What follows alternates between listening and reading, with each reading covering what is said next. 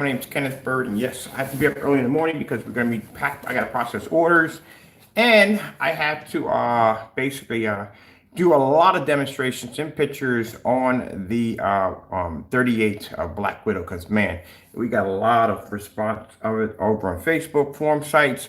The screen itself, why it's not in the projector, it's not even on. It looks absolutely insane. I sent it out to a few people. They literally thought it was a TV, and I explained to them, like, no, it's not a TV. It is actually the screen called the Black Widow. Projection screen paint called the Black Widow. All right, so we're going to be getting back to this nonsense right here because we're not letting this go. I'm sorry, but you got to be careful about people at the end of the day, and I explained to you, who do not know anything about screen paint products at the end of the day. These are people that we have caught committing fraud on so many levels. And this individual right here under Crow1176, we have proved time and time again, this guy is a huge fake when it comes to screen paint products, doesn't even know what he's talking about. And just by going through his website and reading through his website, you can clearly see he does not know anything about screen paints at all whatsoever, or even projectors that at some points just doesn't know. So I'm going to show you a few things here. We were talking about this in the forum site last night. They were having a ball. They were in their, I hate to say I try to keep things professional, but like I said, I can't control people at the end of the day. And they were having a ball at his website for the simple fact that there is tons of not only the bad spelling and just poor description of the product, number one, which is a huge major red flag. If you're designing a product, you don't have any form of description on it, specifications on it whatsoever, just clearly shows at the end of the day that you don't even know much about the product that you're making or can't back it up at the end of the day. As I said before, we have video demonstrations of using a deleted video that he had taken off his YouTube channel, clearly showing him making a black and white product and showing in a video demonstration that we use the same tutorial demonstration to make others make the same screen paint, but his own screen paint with it. And that's why we keep mentioning 2, 3, 4, and 5. All right, so let's talk about this. His website is committing fraud and definitely lying about the product, what the product can do. This is something you got to be careful about, because at the end of the day, you got to make sure that his website is doing what it can back up what it's saying, because you don't want to buy something at the end of the day that is just not going to work due to the fact that the website can't back it up. I got to add more to this because, like I said, they only give you 60, which I don't know why, but the minute you go into live, automatically you get the full 100. So requesting Crow1176 to back up his website's claim of 2 quarts painting a 300-inch projection screen. See, and this is what you got to be careful about, because when people are putting in a 300-inch screen, and then it's a big screen, you know, they're not putting this into their homes. I've been in business for over 12 years. The majority of most people I know they're going to do a 300-inch screen are not putting this into a house. This is going outside for a venue, maybe a barbecue get-together, wedding. It's something that they're doing outside, maybe something huge get-together. Or they may be just putting it in their backyard for the sake of just putting this in their backyard. But majority of most people are not going to put a 300-inch screen in their backyard. They're going to do a 150 is probably the biggest, maybe 180, 150, something like that. But 300 inches is a huge screen.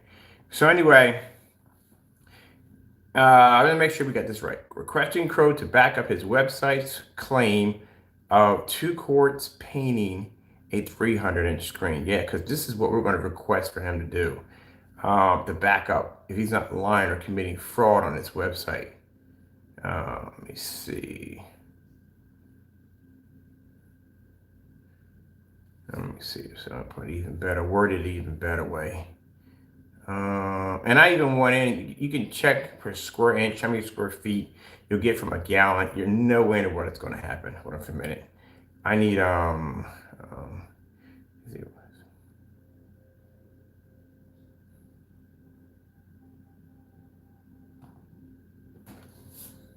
side. I got information right now on Widow committing fraud. Here we go. Cross hood, because you are definitely committing it. Look, man, I've been painting for a very long time. Why got these cables at the bottom of my wire management galore down here? I need it.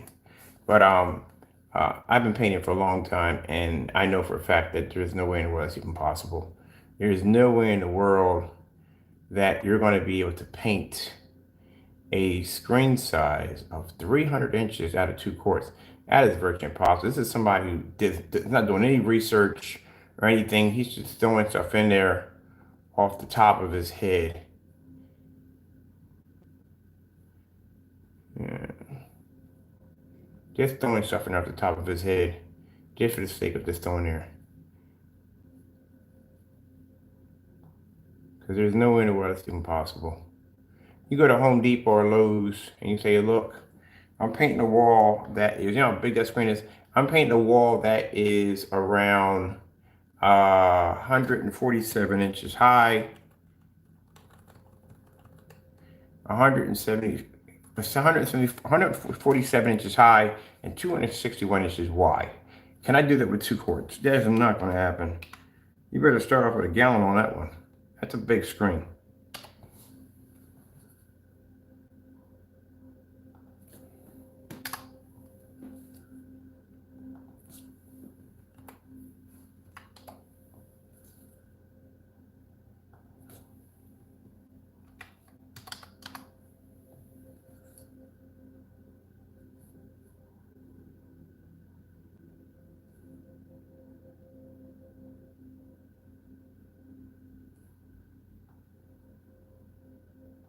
Trying to word this better, a little better.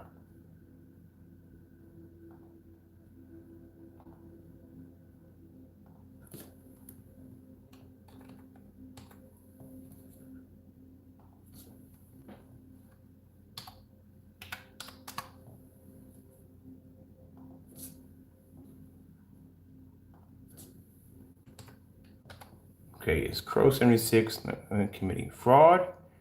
Let's see, requesting.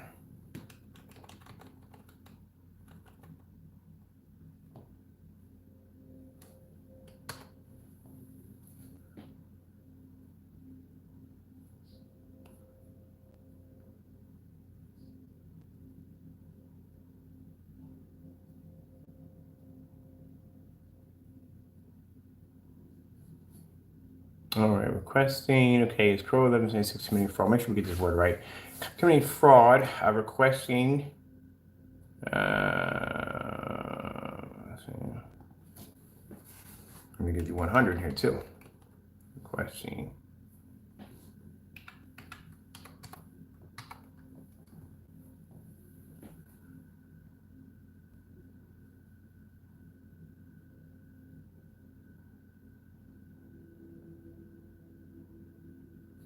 Requesting him. Let me see.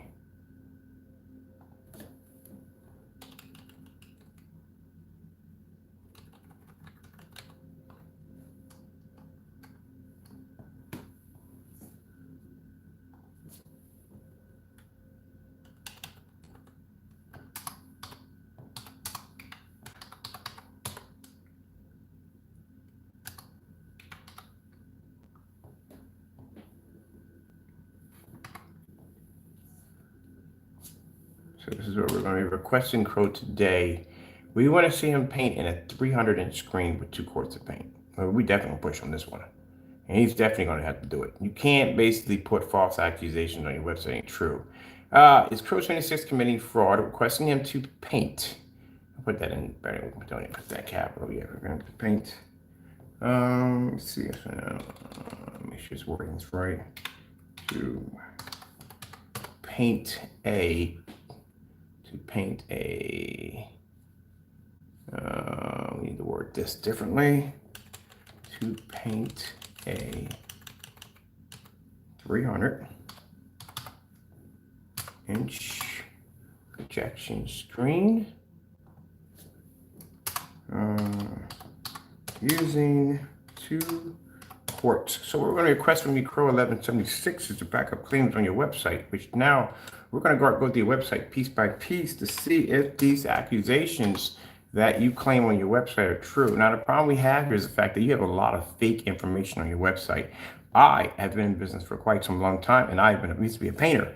You don't have to be a painter to figure this one out. There is no way in the world virtually possible that you're going to be able to paint a 300-inch screen from 2 quarts Is Crow1176 committing fraud, requesting him to paint a 300-inch screen using two quarts, using two quarts. So this is what we're requesting from you today. I will buy the screen. I've already purchased the screen. I already bought a 300 screen. Matter of fact, I need one for work, but I bought one anyway. It's on its way.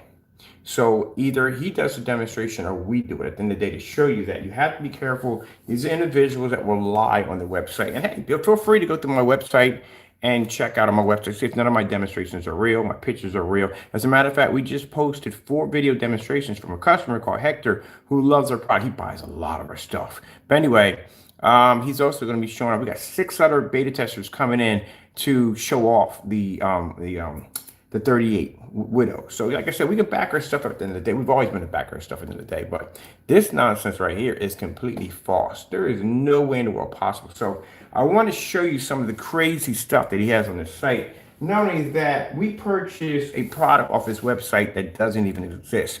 So he went in and made a fake product. Now he doesn't do it now because he got busted on it. He got caught. But he has a fake product on his website that we purchased, and this fake product wasn't in a pre-order, well, not a pre-order, it wasn't in an advertised shopping cart. Using an advertised shopping cart doesn't have like a way to order. There's no way to order from the shopping cart. Basically, this was from an active shopping cart, an actual active shopping cart that we wanted and purchased this item through. And keep in mind, I purchased it because I knew for a fact there were no videos on this. I've never ever seen a Black Frankenstein. Never saw one. Never saw videos. Not a thing. But yet this was an active shopping cart in the site that he was taking money off of. Now, how in the world would you be able to back this up for a customer? Say I'm not your customer, somebody else buys this and they buy this product. How are you shipping a Black Frankenstein with just no videos, nothing at all, period? How are you faking that? How are you getting around that? So that's some of the stuff. His website is very questionable. And this is why we have a site on our website called the Blacklist. The Blacklist is where we put people on there who steal, rob, whatever they do from other people at the end of the day. It's only involving projection screen setups and home theater, stuff like that. We've had eBay listings from merchants on eBay who have sent broken, damaged, jacked up projectors to the mail, LED lights that we got from Amazon, from distributors for damaged lights, lights that were cut in the middle, all kinds of crazy stuff that are up there to warn people, do not buy from these individuals.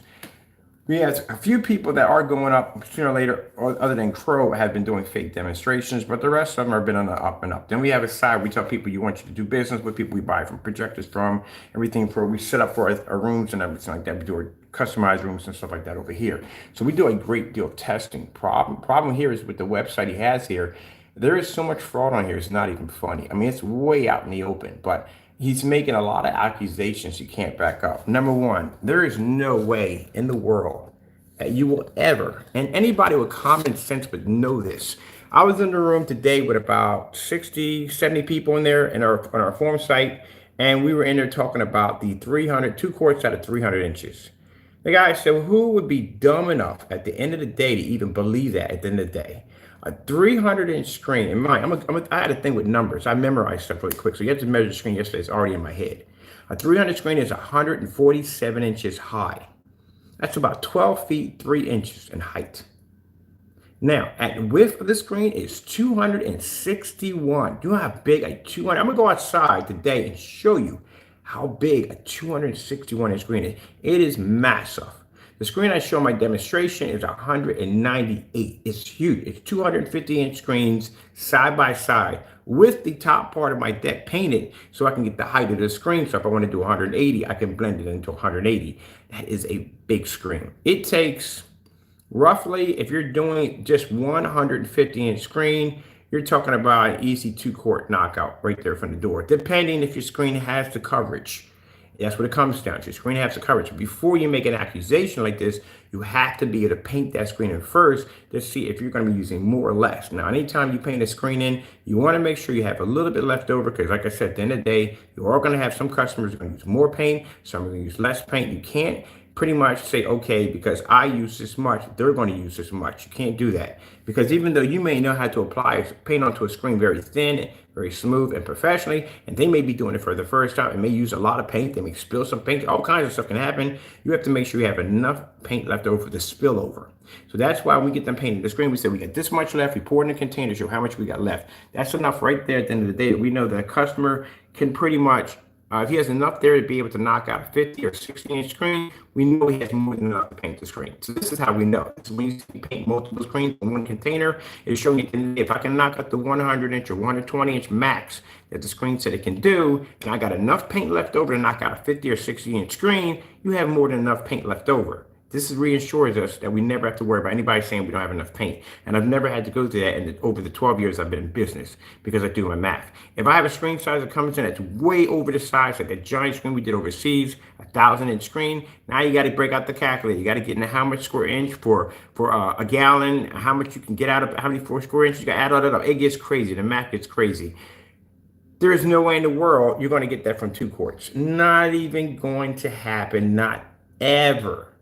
So keep in mind, he's going to mess somebody up pretty bad. And I tell you what's going to mess somebody pretty bad. We talked about this in the forum site. Majority of people are putting in a 300-inch screen are not installing this into a home. That's a very big screen to put into a home. Number one, your seating condition is going to be a little bit farther back. I mean, I know I have to sit that back. You're going to be way back. Mind you, it's like going to the movie theater and sitting in the front row seats because those are neck breakers. We all know what those are for, right? The neck breakers. That's what you're going to be doing at the end of the day. So you're going to have to sit back. So you're going to have a lot of room. My living room and mine has a wall there and two on top of that, but there's an opening there. My living room from the kitchen all the way, it's about 30 feet, 30 or 40 feet in the kitchen easily. We're going to measure it out straight to the door. But the thing about it is I do not want to be sitting in the kitchen. Mind you, there's walls in the way. My overhead walls are in the way that are going to be blocking the screen. The screen is 147 inches high, so it's about 12 feet, 3 inches high. You will not be seeing that all the way back at around 18, 19, or 20, or 35 feet. As a matter of fact, approximately have to be 35 feet back for that screen. So you're nowhere in the world you're going to see this, the top of the screen. You'll see the bottom half, but not the top. Unless you got this massive, huge inside room that looks like the inside of a church, the only way. How many people got houses like that? Okay, at the end of the day. And if they do, they're not putting the screen that big because to them, they consider that to be a monstrosity at the end of the day. They're probably going to do 150, 180 inch. That's about as high as it's going to go. Maybe a 200 inch. That's it. I'm talking about experience in business of people buying from me at the end of the day. So anyway, this is going to be outside for an outside event, barbecue, a family get together, venue party. It's going to be something like that. Or you're doing some kind of movie screen event for kids or whatever. This is usually what 300 screens are for. So the problem you have here is that usually when most people buy something like this, they do a spirit of the moment. I met very few people at the end of the day will buy a screen and then wait a couple of months and paint it in. No, they will buy that screen on the last minute, which means they'll have 2 or 3 days before the event. Which means if they have one day, which most people wait that one day, and they do, they wait that one day, order the paint like a couple of days ahead, and then what they'll do is they'll basically paint the screen in the day before the event because they want the screen to be folded up or wrinkled. They want to be nice and flat. They want to be fresh. They want to be new. This is coming from business experience. You got 2 quarts of paint. You're painting a 300-inch screen in. When you put that paint in, you put the first one on and the second one, you're going to realize you do not have enough paint to cover that screen. What are you going to do? Well, number one, you're going to panic. You're going to panic like a mother jumper. Then after that, you're going to contact the person who you purchased the paint from. And you're going to tell them that you need more paint because you don't have enough paint to cover the screen. Here's the problem we got here. Time is not on your side, and it will not be on your side. Mind, if you ever did, I actually tell you at the end of the day, I'm certified for culinary arts, and I'm certified in IT tech. So bottom line is when you're doing a backyard event, you got to worry about the caterers and music and all this stuff that comes into play. On top of that, you got to be dressed for your guests to come in. You don't need to smell like paint in the day. So this screen has to be painted and done. Even if you got somebody else to paint the screen, still at the end of the day, they're not going to be to complete the job because now you got to figure out exactly where you got the paint from, contact you, and you got to come up from wherever you're at to go meet up with them to exchange information, say, hey, look, this is where we got it from. And then you got to call the person that you got it from. See how crazy this gets? I've seen this happen. I only had it happen one time. We were short a gallon on a screen and we had to have it shipped in overnight and it still didn't make it on time for destination. Because in between shipping, anything could go wrong. Anything could happen. Anything could delay something and cause the entire system to go under. So, but with this right here, this problem here, you're way off your numbers here. So explaining this to you, how hectic this can get for the other person at the end of the day, they don't have a screen now. for this big event that they were planning around, which means they probably rented a nice projector, speakers, downstage equipment, all this stuff to display this giant screen. And I didn't consider the fact if it's a grommet screen, chances are it probably will be. They're going to have to install this to a scaffold system. And scaffold systems, if you get it from Crows, are not cheap. Look it up for yourself. They're not cheap. To do a grommet scaffold is not cheap. They're not getting something they're going to build permanently, unless they're going to have it there permanent, but they're doing it for an event where they're going to take the screen down, put it back up again. This thing is going to be completely portable. So all this work, mind you, you're not doing this yourself. If you have a big event, you're paying other people too to come in and do that. If you're doing it that way, that means you got a work crew you got to pay for a screen that you literally will not be setting up. And then if you do contact the buyer and you get a hold of him and he says, or the seller, you contact him and he says, well, we'll ship up to you overnight. It's not going to make it there overnight. Not going to happen. And they got to pay for that. Man, shipping is free. So now he's got to go to a professional painter. Professional painter is going to look over that screen and go, oh, no. His calculations are way off. You need such and so at the end of the day. This is how much you need to order, because he's not going to listen to you. He's going to go to the painter and ask him. And the painter's going to look at it and go, yeah, so much per square inch is expert opinion. This is what you're going to need. You're going to go back and place the order. And he's going to place the order through you. That paint will not make it there in time to have that screen done because you messed up on your calculations the first time around. And this is a huge mess up. This isn't something where you have 1 gallon short, because 1 gallon short, they were able to fold the screen in, twist tie, and still lock the screen in with no problem whatsoever. They got around it. But this is a huge, massive mistake. 2 quarts on a screen that is 261 inches wide. Think about that. But over 11 feet high. My deck outside, see how big my deck is? That's 11 feet. The screen is bigger than my deck. It's taller than my deck. It is 12 feet, 3 inches. So what he has here in his description is 2 quarts of this mix will cover up to 300 inches. Where did you come up with that at the end of the day? You could have went to Projector Central over here, and they clearly would have showed you that would have been virtually impossible. So this is called a screen calculator. This is how we build the 235.1 customized screens. In here, a few people are asking me how to navigate through the thing. You have to go into calculations, distance calculation, and your specification sheet, and it'll bring you to this little gem right here. This is where we build stuff at. So in here, when you're measuring your screen out, you got to measure it across this way. This is how you measure your screen. That's the height of your screen right there, right? So this is 261, mind you. That's a 261 inch screen. That screen is 220 feet wide. Now, this will tell you the distance on how far your projector is going to go back. So you bring your projector back until you keep bringing it back until it hits the 300 mark. All right, not there yet. Gotta keep going. Gotta keep going until we hit 300. Keep going, keep going, keep going. Right there, that's 300. At 300 feet, you're gonna have to be 34 feet, 10 inches. Now, mind you, every projector's throw distance is different. So when you do this, make sure you have the actual projector that you are using in the demonstration or you have at home, because each throw distance is different. They're not all going to be the same. So this is why you want to make sure you use that projector. You don't go buy something else. Now, at the end of the day, if they're using a ViewSonic PX747, which I doubt it, at 3,500 lumens, if they're using it outside, they're probably using something like between 5, 6, 7,000 lumens. That's usually what most people use when they're outside. So anyway, if you look at the size of that, that's a 300-inch screen. Remember, you measure it by diagonally across the screen. Your screen, as I said before, calculations 261.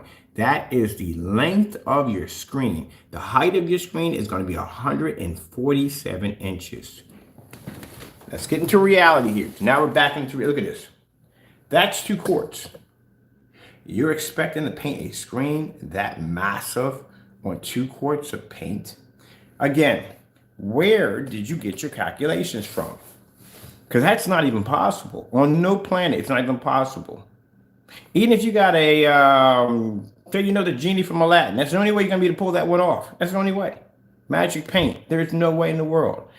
At the end, you are committing fraud on your website by doing this, because you are misleading people down the road and telling them anything off the top of your head. Anybody with any common sense that knows anything about anything would even know at the end of the day that is virtually impossible. I talked to a few people online, they laughed their heads off so hard, like, where would you come up with the idea? Who would even think that? And I can say if you put up a gallon, that's pretty much it either, far-fetched, but 2 quarts. So let me show you We've done this already before with our measuring tape, how big the screen actually is. And like I said, it's huge. I had a 190, 192, 198, 198, 198. So from here, the room from here to the hallway here, we'll come in here first. I'll show you the hallway. So we're working on to put the other screen in, taking everything out of the room, getting ready. Let me see. You're talking about 126. How wide this is? 261.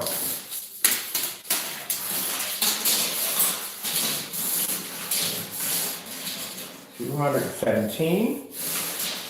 200. You gotta bump it back up a little bit here. We don't have enough room for you guys. I said it's a big screen. It's not a joke. It's a big screen. 200 and good. 261. Your screen almost comes into around 261. Your screen is going to be somewhere in the range of 21 feet. So let's straighten this out a little bit.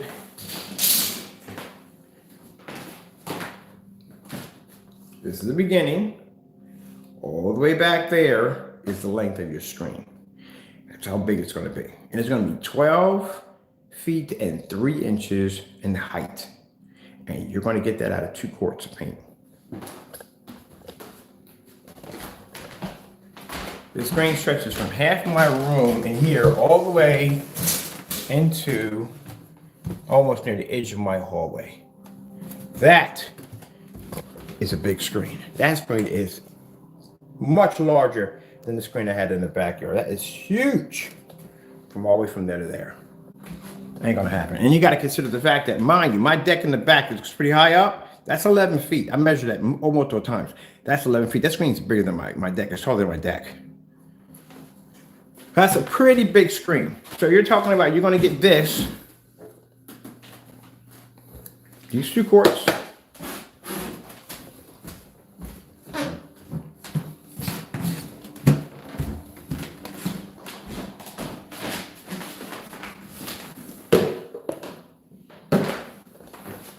Those 2 quarts are going to paint a screen that big.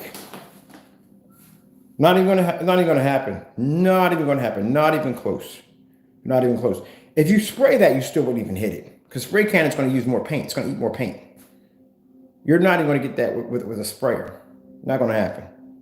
And then you're talking about the height.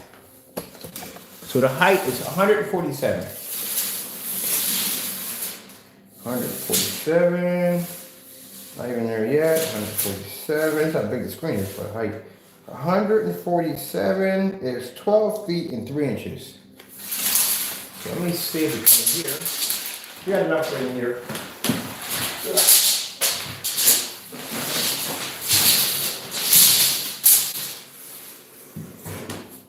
This is going to be the height of your screen. 12 feet and 3 inches. My deck outside is 11 feet with the rail. And you're going to get that. You're going to be the painted screen of that high, of all the way down there. That's how big that screen is going to be. Now, what we're going to do is to give you an idea how big the screen is. When I go outside, I'm going to peg it in my backyard, which means you're going to do the height. You're going to put a stone here and a stone here. And then we're going to stretch it all the way out to a stone there and stone there, just to give you an idea to back up where the pegs are at. We'll line it up to show you how big the screen is going to be. It's going to be massive. Usually when you see it from here, you think, well, it's not that big. Mind you, when you think about it, that screen went from here all the way down to that hallway right there. Imagine that in a square. And imagine that's from 2 quarts. At the end of the day, again, when you're doing measurements on your site, it's very important that you paint these screens in first. So that way you can get an idea of what you're dealing with at the end of the day. Because the last thing you want to do is have a customer have either less paint or too much paint at the end of the day. Too much paint is bad at the end of the day when you think about it, because at the end of the day they can paint something else with it. Maybe a backyard screen, whatever they want to do with it at the end of the day. Some people use it for touch-ups, stuff like that. But not enough paint, not good. Not good. Think about it. At the end of the day, when you're sitting ready to paint your screen, it's a project. So you're getting your old gear on, clothes on, putting down tarp, getting everything ready. You're gonna knock the screen out. You're gonna get the projector set up, pop popcorn. Can't wait. Getting with the thing whole set up, and you find out you ain't got enough paint to finish the screen. Yeah, that's messed up. That's why if you ever see me sometimes when I paint screens, if I do a screen outside, I come outside with a gallon of paint. Even though I know I don't need it, I still have a gallon. Because there's no way in the world I'm going back in the house and just doing all that painting to make more paint, to go to the, no, that's too much work. You just want to get it right the first time. So keep in mind, you're going to be 34 feet, 10 inches from your screen. Where are you going to put this at in your house, honestly? Where? I have, from where my kitchen's at, I would have to sit back all the way in my kitchen to hit that screen. And on top of that, the screen is 12 feet high, 12 feet 3 inches. My ceilings barely make it 9 feet. So I'm not even seeing the top of the screen. I'm probably getting the bottom half of it. That's all I'm going to be able to see. You would have to have a massive house to put that in, a 300-inch screen. Your ceilings would have to be huge. I've seen houses like that, they're huge, but 35 feet, you don't have 35 feet. You may have one of them houses that has those big high ceilings. But remember, you're still gonna have to have the length. Unless you do ultra short throw or short, or no, you're not gonna be able to do that through what do you call it? Ultra short throw is not going to work. You got to use a short throw projector. Ultra short throw projector would probably max out around 150. That's the most you'll probably get out of that. At the most, before the image would start deteriorating, becoming fuzzy around the edges. Even with black technology, it has its limitations. So you would have to go to short throw. So you would have to have this projector either in the middle of your living room, or you're going to have to bring in a professional ultra short throw mount. You ever mounted an ultra short throw projector before? Oh, it's an interesting day. That's a very interesting day. These ultra short throws are on a sliding rail. Did you know that? And you put them on sliding rails, so you can move them back and forth. That's how they're doing. All right, yeah, that's what you're going to be going with that right there all together. Oh, I forgot about that. We do have an ultra short throw. I'm going to mount one of my ultra short throws, but where did I put it at? See, that's the scary thing about putting an ultra short throw outside. You have to worry about it getting damaged. That's a whole nother story. But I thought I'm going to mount one of my ultra short throws outside. Anyway, let's get back to this nonsense right here. So as you can see, that's virtually impossible. It's not going to happen. Not here, not on this planet, not any other planet. It's not going to happen. The thing about it is, where in the world would you even get the idea that this would be possible? This tells you at the end of the day, this is a person who has no concept of reality and does not know anything about home theater projection to even think, to even entertain the thought that you're going to get 2 quarts out of a 300-inch screen. Yeah. Anybody with basic common sense would even be able to pick that up. If you are that dumb enough at the end of the day to buy this product thinking that you're going to get that from that, you don't need a projector. You really don't need one. Just buy a TV. But in the end of the day, that is just absolutely stupid. Let me show you some of the weirdest fraud. So now we did a special a video on his shipping and return policy, which is absolutely berserk. Mind you, we've done this video, it's timestamped, which means he had plenty of time to go in and change the policy to something else. He could have put in an equal exchange. He could have put in a couple of things in there to help the customers out. That's not even there at all, period. In this policy, which you have to be careful about, where it says in the return policy, and again, like I said, you're going to see a lot of bad spelling, run off some sentences, capitals, extremely bad grammar. This is something that this has been on the site for since last year. So it shows you at the end of the day, if he doesn't care enough to go in and basically fix his site up to make it decent for his customers and to put real solid fact foundation in there, at the end of the day, he really doesn't care because he's scamming you. And we have proof of that too. Before you people say, well, but you don't, yeah, we definitely have proof on that one to no end.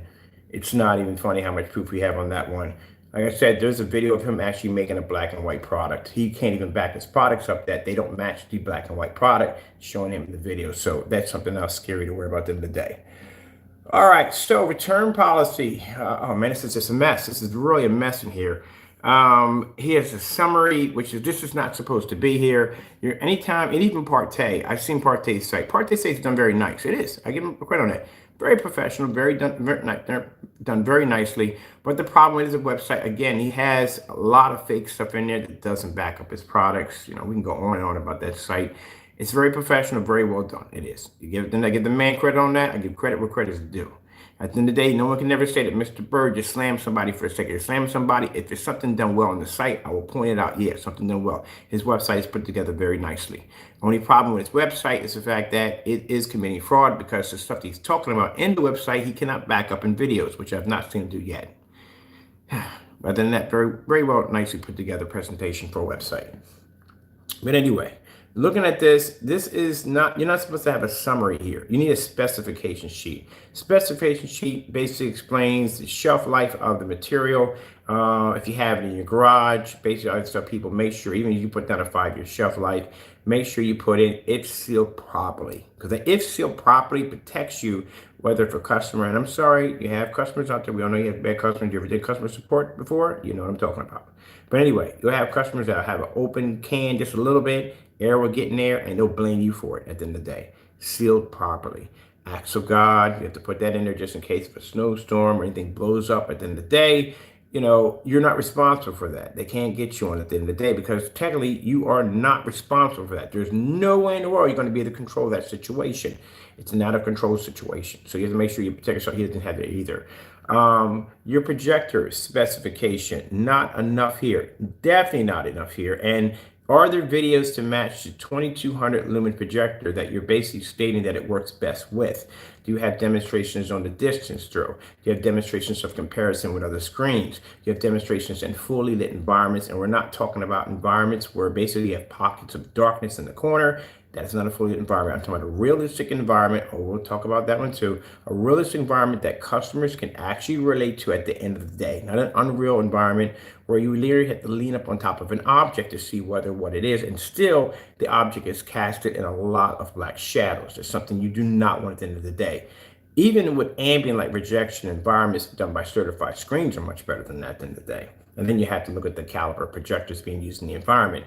Now, majority of most of the demonstrations that I've seen done under this individual are all done typecast under the same projector, the P2, which, like I said, we can't wait. We're going to be picking one up. I'm so excited about that. But anyway, as I said before, the P2 projector, which is quite a powerful piece of machinery.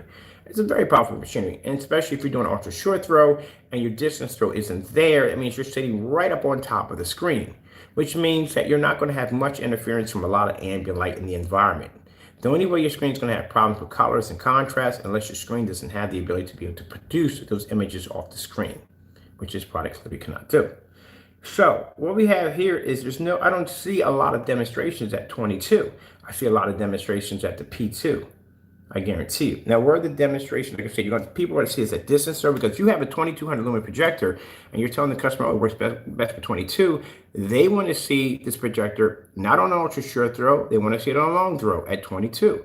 What is the difference? Can you show me that? I'm going to need the same quality that we get from an ultra short throw. Remember, the distance throw is not there at an ultra short throw, but at 2200 lumens, at 13 feet back in a fully lit environment, you're going to lose 10 times more lumens before you make destination to the screen.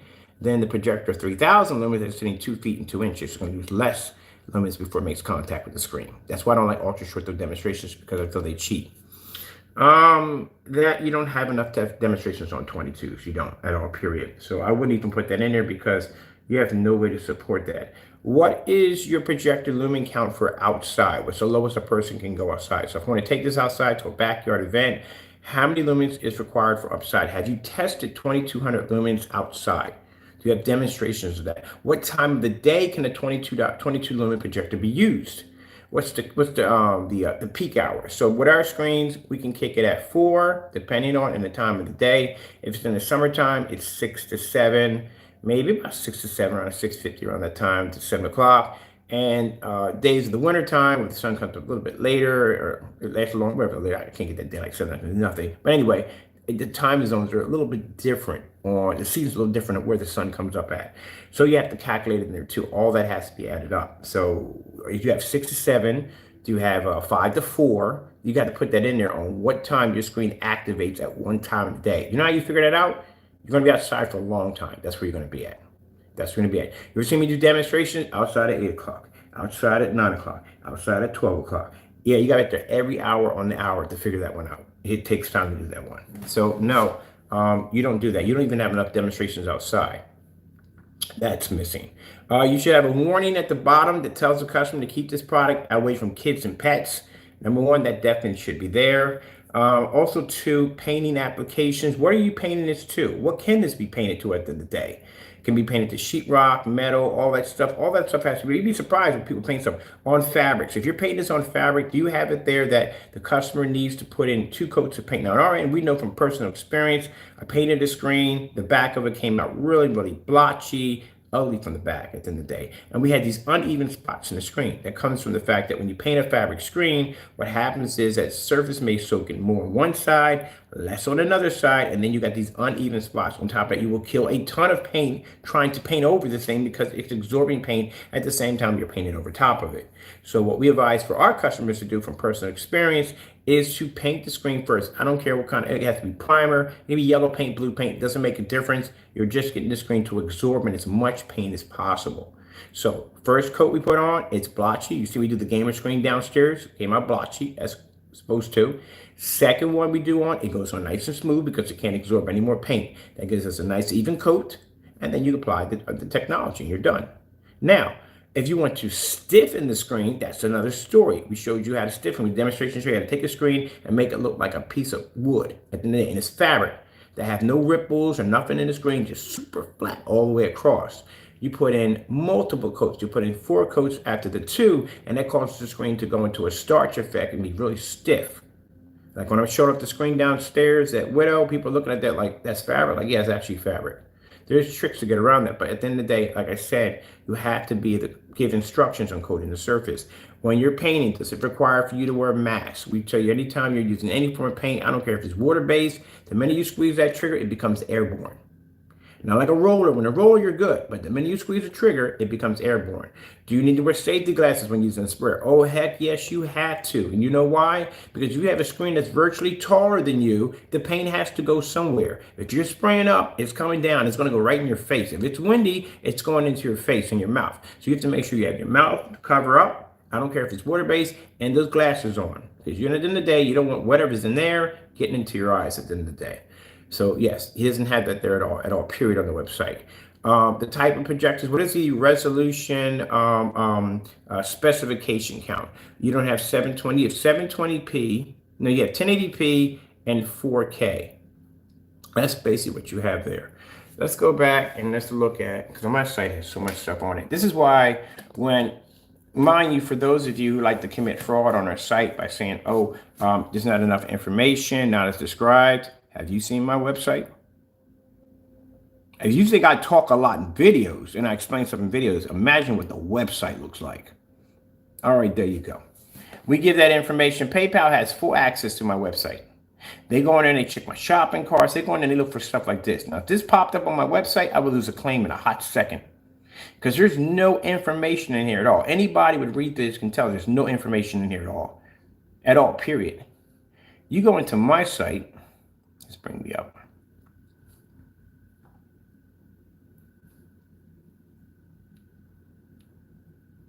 We even have a category list. Oh, from here to there. It's not 2 things popping up by saying, oh, here and here. No, category list. You can see my registration for my copyrights will pop up.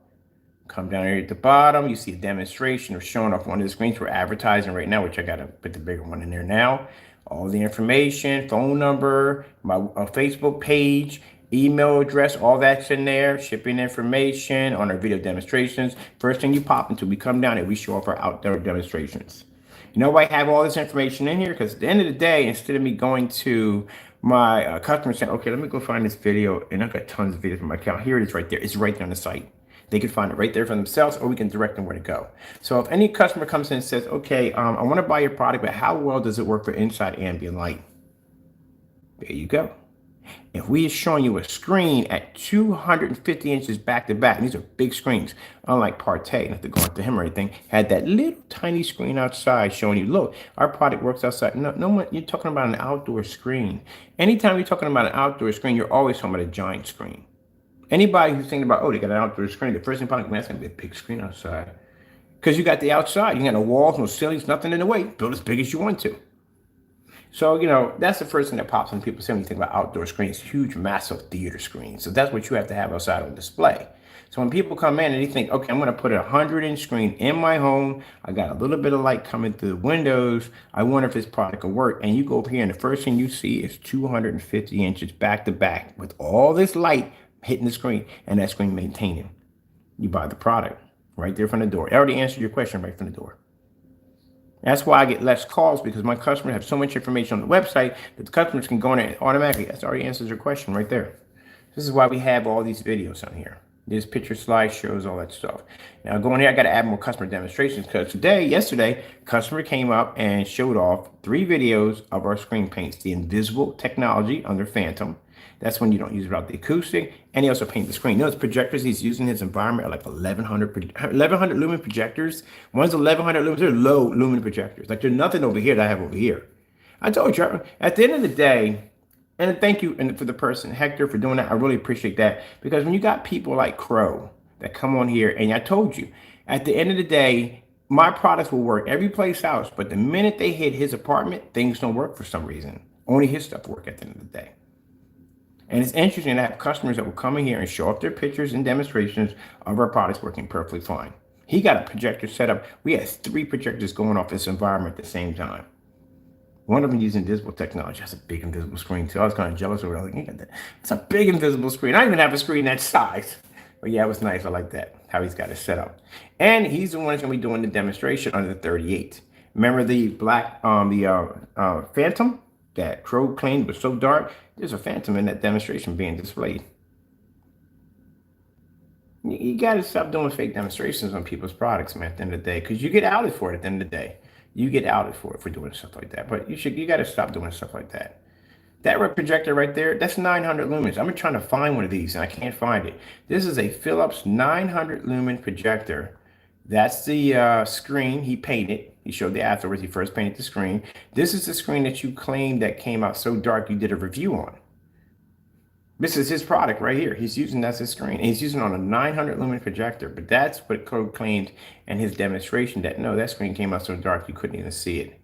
That's why I said you got to stop doing fraud stuff like that, because it'll come back to bite you in the face. Comes back to bite you in the face. But we're going to put this demonstration up here, a guy named Hector. I got to expand this a little bit more. So when people come in and ask me, okay, what's the difference? They can see our customers' demonstrations, fully lit environments, nothing in the dark. When you come in, we have a site up here. We did a video on here on why you don't use gray screen paint products versus black. That's our technology on gray screen paints right there. So customers can see the difference between that. We're going to be posting more demonstrations on the 38. I got to put the gamer on there because I did gaming on the screen yesterday. I did some gaming applications on it. People that ask questions about, again, ambient light projection technology. Over here, we have screens that project off the ceiling. There's demonstrations of that. 148-inch acoustic screens on display right there. You can go to our website. Matter of fact, it's downstairs right now.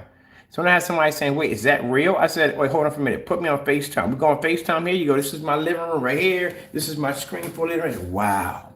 Mind you, I've had customers at my house. Customers that came up to my house to pick up paint and saw the screens in real time. And the first thing they go is, wow, that's insane. Like, you see it here, but now you see it here. Like, it's crazy. Yeah.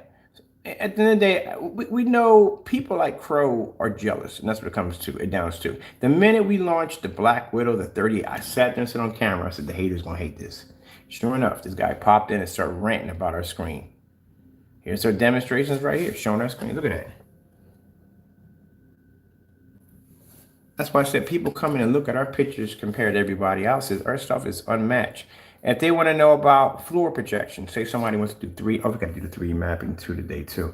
If someone wants to know about basically when it comes down to floor mapping and all that stuff like that, demonstrations right there for them to see. Answers that question. Just got more videos to put in for that. I got to 3D map the floor too this week. Demonstrations on our acoustic technology. There's my acoustic screen here. There's my acoustic screen there. And if you notice, when we do these demonstrations, they're not in the dark. They're in fully lit environments displaying these screens right next to windows. That's very important that you have a screen that's producing next to a window, because that automatically cancels out the doubt of, can I use this in a fully lit environment? Can I be in the dark? See, we depend on people who do the ambient light controlled environments. Yeah, you're making us money at the end of the day.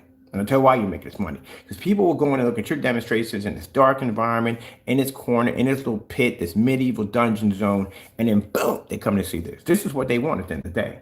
They don't want to be in the dark. They don't want to turn the living rooms into a cave at the end of the day. They want to have it in a fully lit environment. Do you see how they advertise the P2? You see the demonstration of that? I'm still taken by that. Very well done. Because they want to get out of the feel that you have to be in a dark environment to use a projector. They want to get out of that stereotype that you don't have to be trapped in the dark because you bought a projector. This is why you need to buy our machine at the end of the day instead of buying a TV, because they're in competition with TVs. A TV can easily say, oh yeah, we can just set that up on the wall right there, turn it on, and you're good. You're not going to be in the dark, blah, blah, this, that, and the other. It's blah, blah, blah. Spend all this money for a machine that you're still going to be stuck in the dark with a TV. You don't have that problem. There you go. So that's why those set-top boxes, those projectors are actually battling TVs at the end of the day.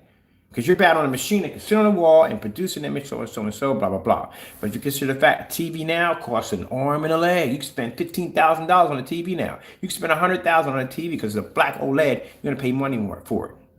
But people will get a projection screen and set it up. And mind, at the end of the day, even if you got a projector that has a 2:1 contrast ratio, you're not matching an OLED TV at the end of the day because your screen's not black. I don't care if you got a 2:1, 3:1, 5:1, 10:1. I don't care. You still will not match an OLED TV because your screen is not black and an OLED has a black tube in it. See what I mean? But with the new technology we have downstairs, you got a screen so super black that people are mistaking it now for OLEDs. I had 2 of them already posted into a site where they do TVs and they talk about the screens. And I just posted, hey, just bought a new TV today. What do you think? I got all the comments off of it. What kind of speakers to buy with it? Did I calibrate it? Did I do a what do you call it? I did pixel test to see whether or not I did pixels on it. All kinds of stuff. They literally think it's a TV. It's not a TV. It's a projection screen. They don't know that because in their mind, projection screens are supposed to be white and gray. They don't supposed to look like that downstairs. They're still in there. I'm gonna go in there and pop their bubble in about a month or so. I'll go in and let them chatter about it, and then later I'll show them the projector firing off of it. You know what that means for me? That's a whole bunch of sales at the end of the day. Because in the day, Johnny or Susie can throw a matchbox car and bounce off that screen. It won't cause any damage. Maybe a little nick, and maybe it depends on how they hit it. But at the end of the day, it's not going to be you shattering the side of a screen. It's going to cost you more money to fix it than it costs basically to buy one. That's why, do you ever notice that if you go out and you're driving around, you see a flat screen TV laying in the trash. We've all been there and done that one. And you go, wow, who would throw this out? All I got to do is just get it repaired. And then you find out that the repair costs more than the actual TV. That's why they threw it in the trash. Things are crazy expensive. I had a friend of mine who had the flat screen TV. She had it laying against the wall. This had the whole smart TV in it and stuff like that, all that good stuff in it. And they came home one day and they had no picture, but they had sound. Mind you, there's a motherboard inside of this TV. Motherboard. And there's not much air circulation going on in there. Not a lot. You got no liquid cooling, none of that stuff going on. Your TV gets hot in the back. And you have this thing sitting up on the wall at that with very little air circulation going. Something's going to burn out at the end of the day. I'm not saying right away, but I'm saying it's going to burn out. And chances are it's probably going to burn out probably past your warranty, not your extended warranty, but your warranty. That's the first thing people do is they go and they call and they see it during the warranty. Some people barely make it. God, I swear, sometimes I think they time this stuff. I really do. But they barely make it, and some people have the extended warranty. But if you don't have the extended warranty, that means you have to buy the parts for it, and you're not covered for the parts. And we've been down the road before and found that the parts cost more than the actual TV. And guess what? TV in the trash. And you go out and get yourself another one. So here we got true AR technology, which people can come and they can see the screen, all the different displays of it up in the ceiling. The best way we explain this thing with AR technology is having the outside and inside. There's the pictures right there showing up the screen. This is all the stuff you have to have on your site. This is one of the ones that are the most important out of all the demonstrations besides outside. Is showing that the screen can show a difference between black paint, black fabric, black vinyl, black film, which is very important because you're buying a black screen at the end of the day, and the customer needs to know at the end of the day if they are getting, and I can't state this enough, an actual black projection screen and not being bamboozled and being shipped black paint at the end of the day. This is going to be the hugest doubt that your customer ever is going to have when he sees a black screen. Shame they don't realize this when it comes to gray screens. That I can, at the end of the day, if I sold a gray screen paint product, I can take network gray 77, drop a little glitter in that, and I can send it to you, and I can make probably about 80, 90, 100 bucks off of you easy of a product that would cost me about $17 a gallon and about $7 of probably glitter. That's it. There you go. That's why we request for people to do that demonstration, that pour out that demonstration from the door. Do you see any of these on this site? You don't see this, do you? Where are the demonstrations showing his product versus black paint, black film, black fabric, on 1,000 lumens? Any demonstrations like this on the site? So at the end of the day, when I have a company that comes and says, hey, look, we want to drop about 80, 90 gallons on you. We can process that easy. We'll transfer this money, but I need to know at the end of the day, can I do the same? And it's going to pop up. Can I do the same with such and so and so? There's a section on our website. Go check out the videos. That's it. Tomorrow morning, they contacted us and said, okay, can we get a discount? It's going to be a lot of money at the end of the day. When can we get the order sent in and shipping? You know, same formalities we go to where we ship it at, blah, blah, blah. That's where it goes to. But they saw the education at the end of it. Because they know at the end of the day, if they paint black paint, they're never going to be to pick up a white level that high next to our technology. You have to back that up. There you go. It's picture demo slideshows and everything. So we have pictures and videos. I notice that when I watch a lot of the demonstrations, I see a lot of pictures. I like to do videos so people can see it. I like to do them live so people can see, oh, this is freaking real time. What the freak? Yeah, that's what I like to do. Because that helps me right there at the end of the day. And when a customer says, well, they're videos. Yeah, but these videos are live. That's the end of the conversation. How do you fake a live demonstration when it's right there in front of you? There you go. As we're doing right now. In real time. All right, we've got to do these again too. This is my multi-screen setup. This is the paint that got obsoleted by the 38. 38 took it out quick. Because we took it upstairs. I want to know if I had to paint my whole screen again. It wiped it clean with no problem at 1%. You see what it did to it in the video. The contrast didn't even pop off my screen anymore. You see how beautiful the contrast level looks on this screen, and a 38 destroyed it that fast. We didn't even get a chance to launch the screen. That's how crazy a dark blue, the dark blue platinum. You see the window and all that? That's means pulled up 4 screens at the same time. See how dark and the contrast and everything pops? Stuck a 38 against it, and a 38 washed out that screen easily. So that's when I knew. I said, oh, we're going to have an issue with this one. This thing's going to wipe out the screen paint. That's why we'd rather have it that way at the end of the day. Honestly, at the end of the day, I'd rather get rid of all the paints off the website and just have one product that does everything. It's so much easier that way. How many videos I got to post on so many different screen paints when I do this? It's a lot of work. So I got to take all this down anyway. This is the video of the one we have right behind me. So instead of you seeing one screen, you get a chance to see 3 screens fired at the same time. 720p 600 by 800 res 235.1, 720p WXGA, 1920 by 1200, all in the same time. That's what I love about this screen. But pretty soon, it's going to be black pretty soon. I miss my multi-screen. And I've done it with sunlight coming through the window, everything. Just to show you at the end of the day, yeah, you can run this all with lights and everything, the whole 9 yards. That's the way it should be. No pictures like that at all.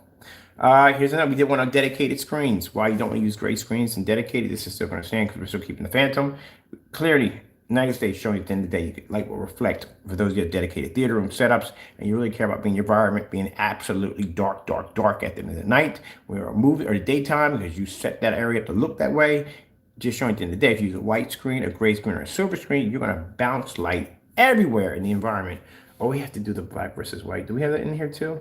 So we do these demonstrations here. So anybody has a dedicated room setup and they come to me and say, okay, Mr. Bird, I want to put this in a dedicated theater room setup. How would this look? There you go. There's a section right there for you. We got to add the pictures that I haven't got around to that yet.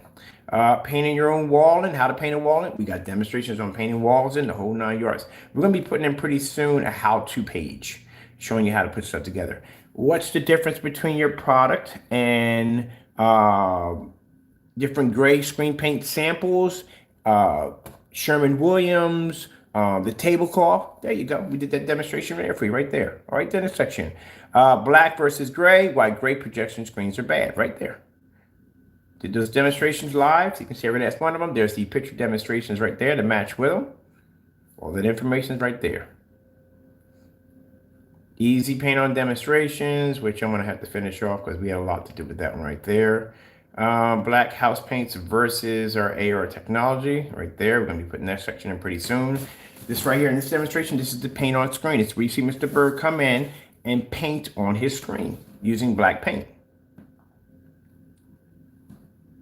Have you ever seen him do this demonstration at all? This screen right here that you're seeing, that's our technology, pulling that white level. See this in the middle? That's black paint. So it shows our customers, again, at the end of the day, if they need reinsurance that our product does not match black paint, well, Mr. Bird came on a live stream, took black paint and drew into his screen to show my customers or people want to do business with us or contracts or whatever, at the end of the day, that our product's not going to match black paint and you can't duplicate it at the end of the day. Black fabric doesn't match the screen. It's all in one hit.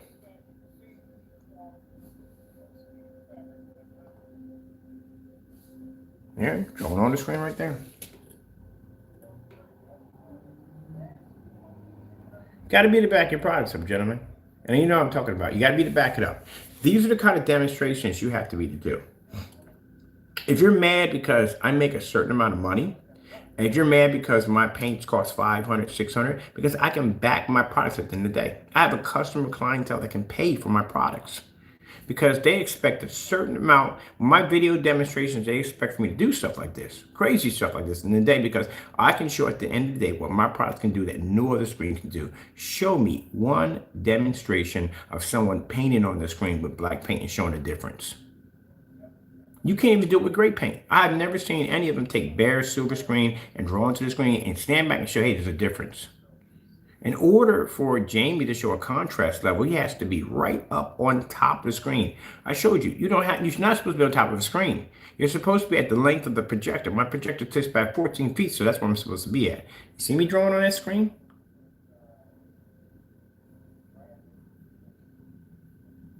This is the kind of stuff you have to do.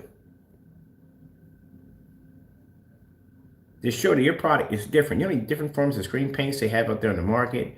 How many different forms of projection screens they have? You have to stand out above everybody else. So you have to do the demonstrations that the other companies will not do. Because I know at the end of the day, they're cutting corners. Ambient light controlled environment, over high powered projectors. I know what they do at the end of the day. So I know to do the opposite of what you do. So not only am I producing a higher white level and marking up my screen at the same time with some black paint, but I show you color. I show you if you put on blues and greens and reds, that paint is going to push right through and you're still going to see that dirty black level paint, because at the end of the day, that black paint can't accept or see white light. Only our technology can do that.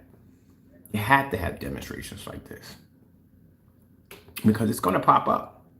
The problem is when people develop projection screen paints, they're thinking in the mind of themselves. That's the last thing you want to do. Oh, my environment looks this way, so they're going to accept it. No, you have to put it in an environment that's way beyond yours at the end of the day, so they can go, gee whiz, if it shows up in that environment, it'll definitely show up in mine. That's why at the end of the day, when people come to my site and they see the demonstration of the screens outside, if you're going to talk to me at the end of the day and say, hey, look, I got this room, it has a lot of light in it at the end of the day, I want to make sure the screen's going to pull up. I got windows. And I go, oh, okay, no problem. Go check out the first page on the website. And you're watching a 150-inch screen outside at 27 feet away. No windows, no doors, nothing out there. Boom, all that light hitting the screen.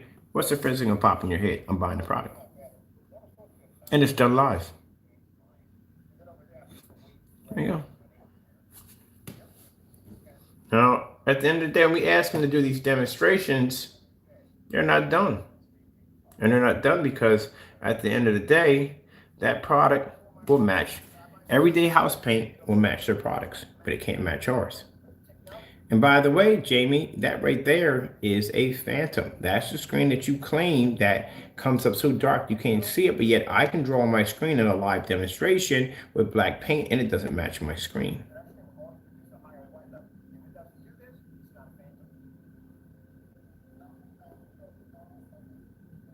This is why customers and people who do business with me see through the bull crap. The only reason why your naysayers support you at the end of the day, because at the end of the day, they only support trouble at the end of the day. They'll go with anything at the end of the day to pretty much, if it slams me in any way whatsoever, it could be false. At the end of the day, they will support it no matter what. At the end of the day, I don't care. Because at the end of the day, like I said, we have canceled orders from you sitting over on the table, showing you can't back your product. We can prove 100% that your website is fraud, which it is. Your policy on basically on your mind, this is the sad thing about it. The very people who support you are the very people that you steal from every day. But even they know at the end of the day that they're being robbed. It's that pride thing at the end of the day. Some people will basically support someone knowing that they're doing them ugly at the end of the day instead of actually admitting it because of the pride thing. Just like if I say in a video, you can't change that description. If you do, I'm smarter than you. There you go. Same scenario. And it'll stay that way. Just like the eBay. eBay's been that way since last year because I made that statement. It'll never get changed. It'll always stay the same way. But that's the difference. Now, not only did I go in and mark my screen up, but I went in and I painted over my screen right here 3 times in the demonstration and dried it 3 times on camera.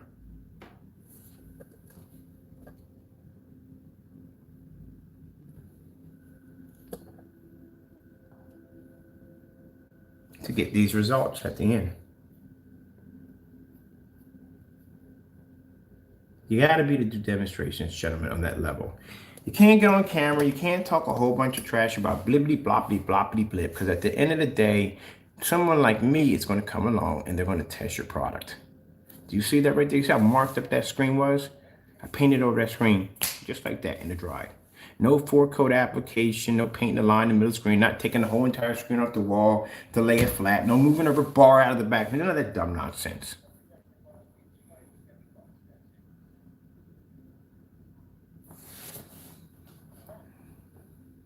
This is my front, this is just the front page. This is all the information we get to our customers on the front page. See that?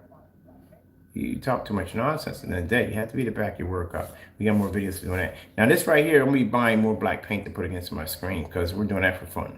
But as you can see, plenty of information, and this is what our customers need. When they go on our website, this is what they need to see. They need to be to see all this information because it helps them at the end of the day. Meanwhile, on your page, let's go back real quick on our front page real quick over here. Let's go over here. This is my shipping policy. This is yours. This is your shipping policy right here. That's it. This is all you're going to get from them. That's it. Simple, plain. Refund and return policy on this product. Once this product is delivered, it's spelled delivered completely wrong. No. Go ahead. Once the product is delivered, no refunds or no returns or refunds. That's it. Cut and dry. To the point. Because what's going to happen is, bottom line is, if he's shipping you out a screen paint, and he knows at the end of the day that you may see one of our demonstrations and you may decide to test it by going out and getting some everyday paint. You ain't got to be Sherman Williams. You can get Bullseye, whatever, not make a difference what you get at the end of the day. You got to see a difference between night and day, between $23 and $80 to $90. So, with that policy being there, this is what he has. That's all you got. Your policy is supposed to look like this. This is my shipping policy right here, alone by itself. You're too lazy to write at the end of the day. This is what you have to put in. That's a shipping policy. Parte has one of these. It's a shipping policy. It puts in all the information that you need. And some of this involves basically you have to go do research and stuff like that, but you're too lazy to get up off your chair and crack a book and do some information to realize you need all this on here for the customer to read through so they are fully protected and you're protected at the end of the day. But that's all you got for your policy. Your policy looks like, I've seen wish lists with better policies.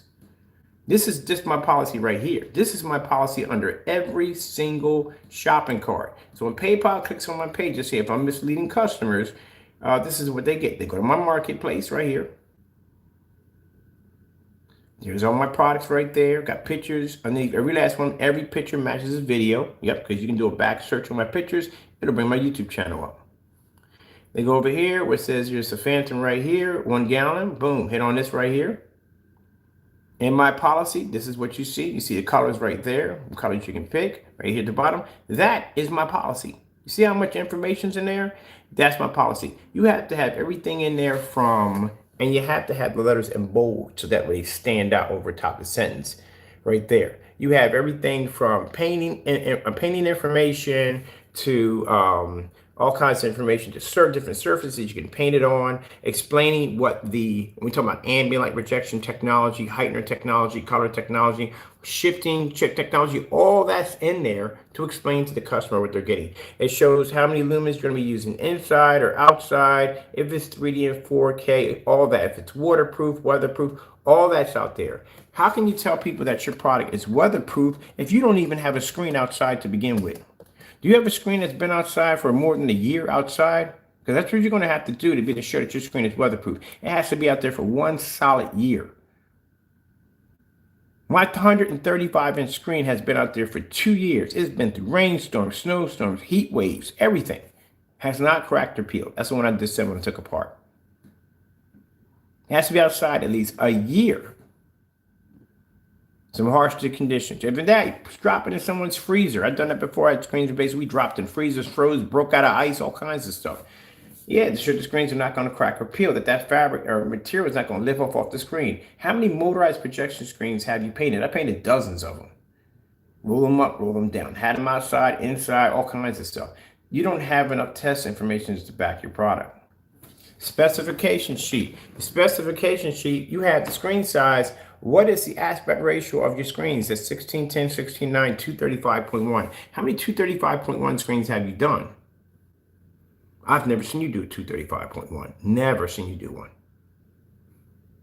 Have you done it? What sizes have you done in 235.1? Max we've done is 178. You're going to have to do everything down to 150, to 113, 115, 128, 158, and up. You got to do screen sizes bigger than that 100-inch screen you have in the same room every single day. You have to have screens up to the max way beyond that.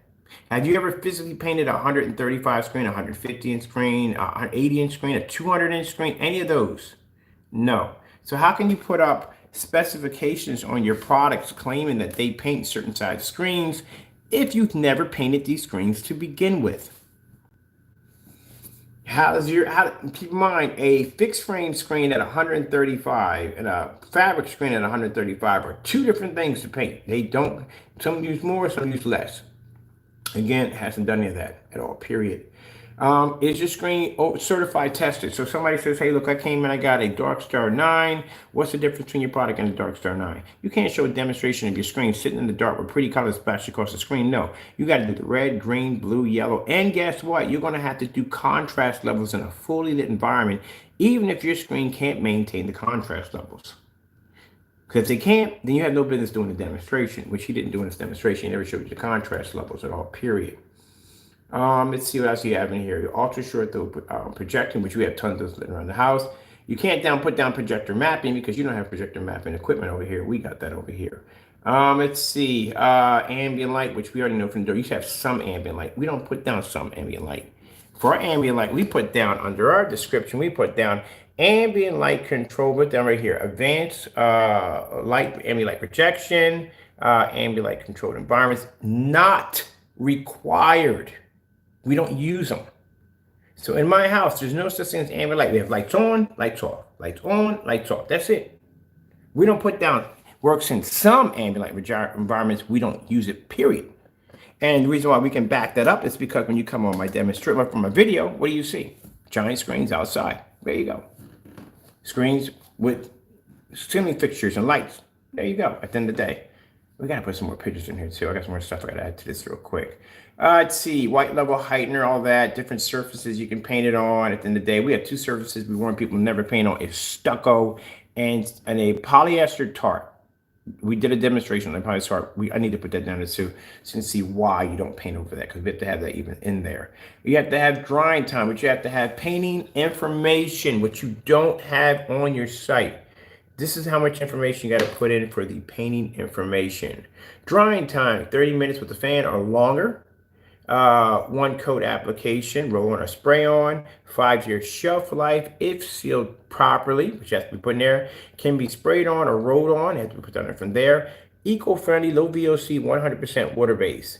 And then you have to put down, please note front projection. Because at the end of the day, you don't want somebody coming in with an acoustic screen thinking they can use that to paint over an acoustic screen, which will not work because that stuff is thick. Any paint is thick. It's going to block up all the holes. And that's what it's going to sound like when your speakers are trying to push through a surface that does not have the sound to travel through it. So you have to put down for front projection, all that stuff down. What about your cleanup? How's your product being cleaned up at the end of the day? Using hot water, warm water, mild soaps, harsh soap. You don't have that information on your page. You're supposed to have that on there at the end of the day. Then after all the specifications that you put down, then you put down your summary. And at the bottom you put down, and a warning, keep out of reach of children and pets at the end of the day. Have that there. And then when you come up here at the top, this is where you have to label your screen. You have to name your screen, which says name, the class of the screen, the color of it, screen sizes, and so forth as you go down. And over here in your policy, all you have in your policy basically for your customers is just a return policy. No, you need a buyer's remorse policy. Has to be in there to protect yourself. You have to have, and all this information's in here. Now, nothing's hidden from our customers. It's right over top checkout cart. You can see it right there. Nothing's hidden. This is what PayPal sees when they come into our account. Giant, please read right there. Right there. You saw that information's in there for you? All that's in there. See that right there, all that information. Another one for buyer's remorse, right there. There's your return policy. Return policy are only eligible for equal exchange. Equal exchange, which means if you have a product and you can show that that product is damaged, we even have you ship that product back to the house so we can test it ourselves to make sure you didn't put anything in there you're not supposed to put in there. Yeah, they will request those containers back. We will request them back to the house. And that will be posted live. So don't do anything stupid at the end of the day. Just like the one customer sat there and said, oh, I got a 3800 lumen projector and it doesn't pick up. And with the images he was displaying was the same images that come up on our screen when we test our screen against black paint. That's how we know. You know, we took a 1000 lumen projector. He had a short throw projector at 3800 lumens. He had an Optima, I'm buying one of those too. I'm actually going to get one of those projectors too. But he had an Optima GT 1080. That's what he had.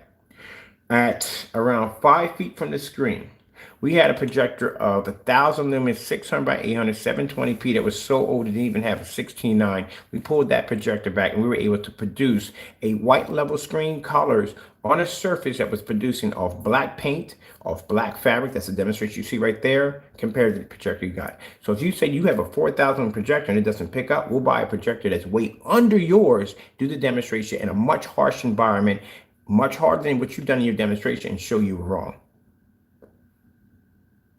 So you better come with some head. I'm very thorough about how I do my job. Very thorough.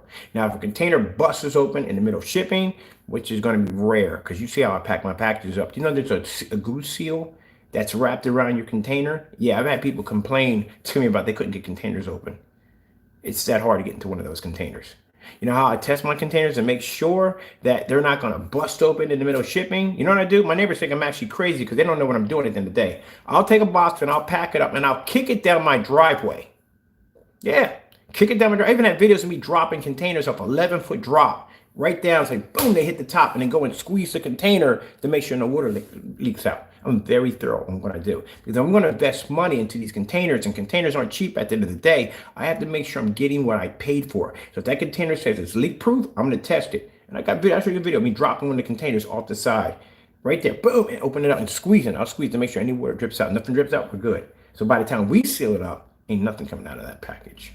You know that black seal we wrap around it? That's a protective film. When we hit it with that heat gun, it seals a form around the screen. Even if the product leaks out, and it's rare it's going to leak out, because that's to get around that rubber seal first.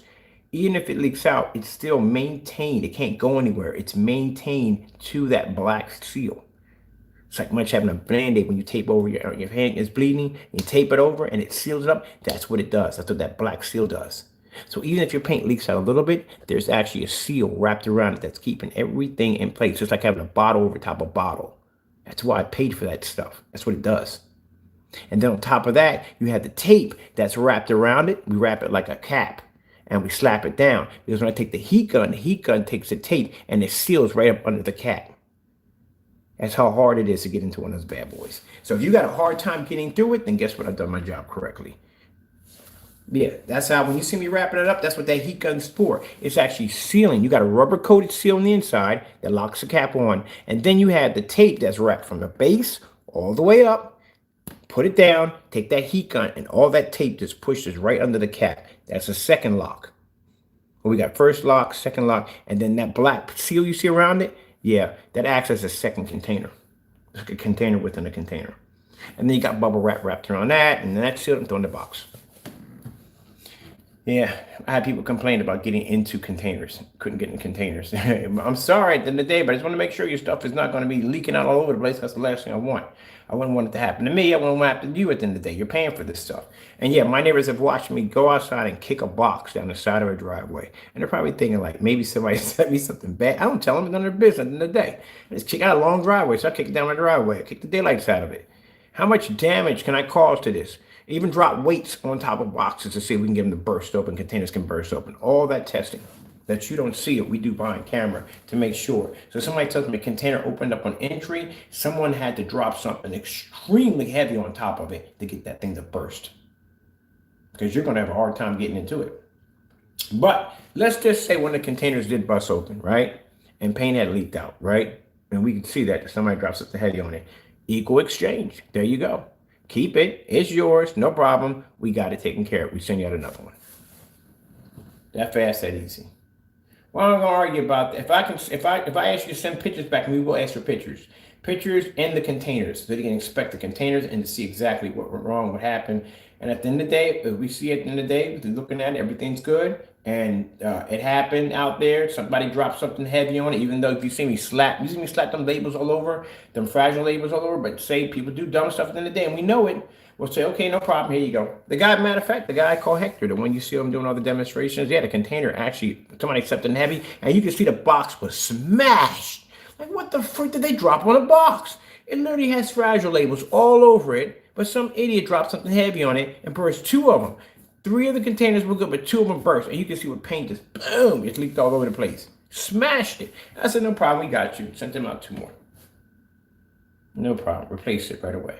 All right, over here we have okay, so yeah, the equal exchange, all that right there. At the bottom here we have basically another return policy right here. That's the exchange right there. Right here we have for the fake projectors. Very important, people. Please read through this because fake projectors are the headache of all headaches. We don't support that in any way whatsoever. Anyone that supports a fake projector supports a scammer at the end of the day, and I'll tell you why. Because the fake projector, we got to do that demonstration on the fake projector today too. Okay, goody, we got it running here somewhere. Where is that fake projector? Oh, over there. Okay, we got to do a demonstration on fake projectors. We have videos we do on our screens versus fake projectors. At the end of the day, I don't want anybody thinking at the end of the day that they had this projector. I don't care if it's a Dow projector or a WeMax. We don't support it. The reason why, because it's not going to work on a screen paint. It's going to come up black. We've done video demonstrations on this. I explain this in videos every time. We don't support these projectors in any way whatsoever. We explain to you at the end of the day, and this is what he should have on his caption, but he does support fake projectors. So at the end of the day, you know, he don't care. But anyway, we don't support them. Even if my product did support one of these projectors, we still at the end of the day wouldn't support it because these are companies that scam other people at the end of the day, making them believe that their projectors are doing all these special effects when they clearly don't do that at the end of the day, period. You're getting scammed. It's not going to happen. You're not getting 15,000 lumens. I said do a more down to earth and say, okay, your projector's like 480p. You're getting something like 400 lumens. They tell you, they call it lux. It's supposed to be lumens, not LUX. It's supposed to be lumens, not lux. Anyway, that's what you're getting. Your projector is doing like, 480p or something like that, 720p. You're giving you the truth on it. 100% bar none truth. Hey, I'll support you. But at the end of the day, we're going to have to make something that will support you because you're not going to support anything we do over here because black technology will not pick up on you because your lumen count is fake. It's okay. So, oh man, so much to talk about at the end of the day. I swear I burn myself out sometimes. It's so much. You have no idea, people, how much information you do not get at the end of the day when it comes to home theater setups. It's a shame. They just give you guys the bare minimum. When I watch these demonstrations on when they advertise the screens, you are getting the bare minimum. We tested this stuff, so we know already. So I like good grades. They tell them nothing. You guys get nothing at the end of the day. Nothing. They give you nothing. Nothing at all. You pay $5,000 for a screen, and you don't even know about the angle gain on it. You don't even know about that at all, but we do. But anyway, let's move on from there. Anyway, so yeah, that's why we don't support them at the end of the day. So please look at the bottom of this and you'll see right there, these are projectors that we only support. That's it. It's only support. If you're not on this list, we will not sell you the paint. We can't sell you the paint. So you understand this. If you call yourself being slick and buying without calling me or emailing me, because it's not hard to reach me, you can call me or you can basically go on, you can email me. We'll get back right to you right from the door. My email account's set up on my cell phone. I can reach you all the time. And if I can basically show you demonstrations of the idiots contacting me with dumb stuff at the end of the day, I'm definitely going to be able to get to you with no problem. So email me and say, hey, look, Mr. Burr, we had this particular projector. I don't even know why you would even contact me because you just look right there, you can see. It's not going to work. All right. I'm sorry, but it's not going to work. And I can't sell you that product. At the end of the day, Mr. Bird has bills to pay at the end of the day. You understand? And Mr. Bird will not take your money because your projector will not work on it at all, period. But say if you bought a projector and you want some advice on getting a new projector or some help on buying a projector, I got no problem with that. I got plenty of people I do business on eBay. As you can see from my background, I got projectors all over my house, so I do buy quite a lot of projectors from eBay. At the end of the day, I'm not buying one or two here and here. I'm pretty much individual to buy anything. But we buy a lot of projectors. I do a lot of business, a lot of unboxing videos. We know who to deal with, who not to deal with at the end of the day. We can help you navigate through eBay, find a fantastic projector at the end of the day that's not going to cost you an arm and a leg for a lamp or filters or any of that nonsense at the end of the day. You're going to get a fantastic piece of machinery. It's going to work with our product because chances are we have it here. We tested it already. And you'll be good to go. You'll probably end up spending less for the projector. You probably steal money out of you at the end of the day. You know, and then some customers they don't want to give up on. They want to keep it. And we have a customer right now, which I set him up with a really nice projector. If you guys get it, then you get it at the end of the day. I got him for I don't know if he bought it or not, but the projector was $937. It was an Optima GT 5600. Do you have any idea how much that projector cost? A $1,400 projector right there.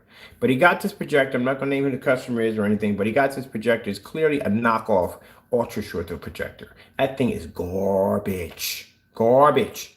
And they have the pretty pictures and all that stuff. And notice when they show off the screen on these knockoff high-end projectors, we're going to do a whole thing about that too. When it's knockoff high-end projectors, they will always keep this in the dark.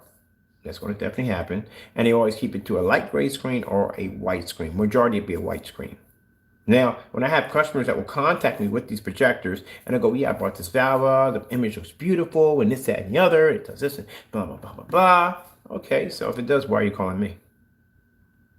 Oh, because you're using it on a white screen, and with all that high tech in the projector, you can't see it because the image is washed out, color is washed out, contrast is washed out. It's like, ugh, when you look at it, right? And you look at my demonstrations, and my screens look like OLEDs.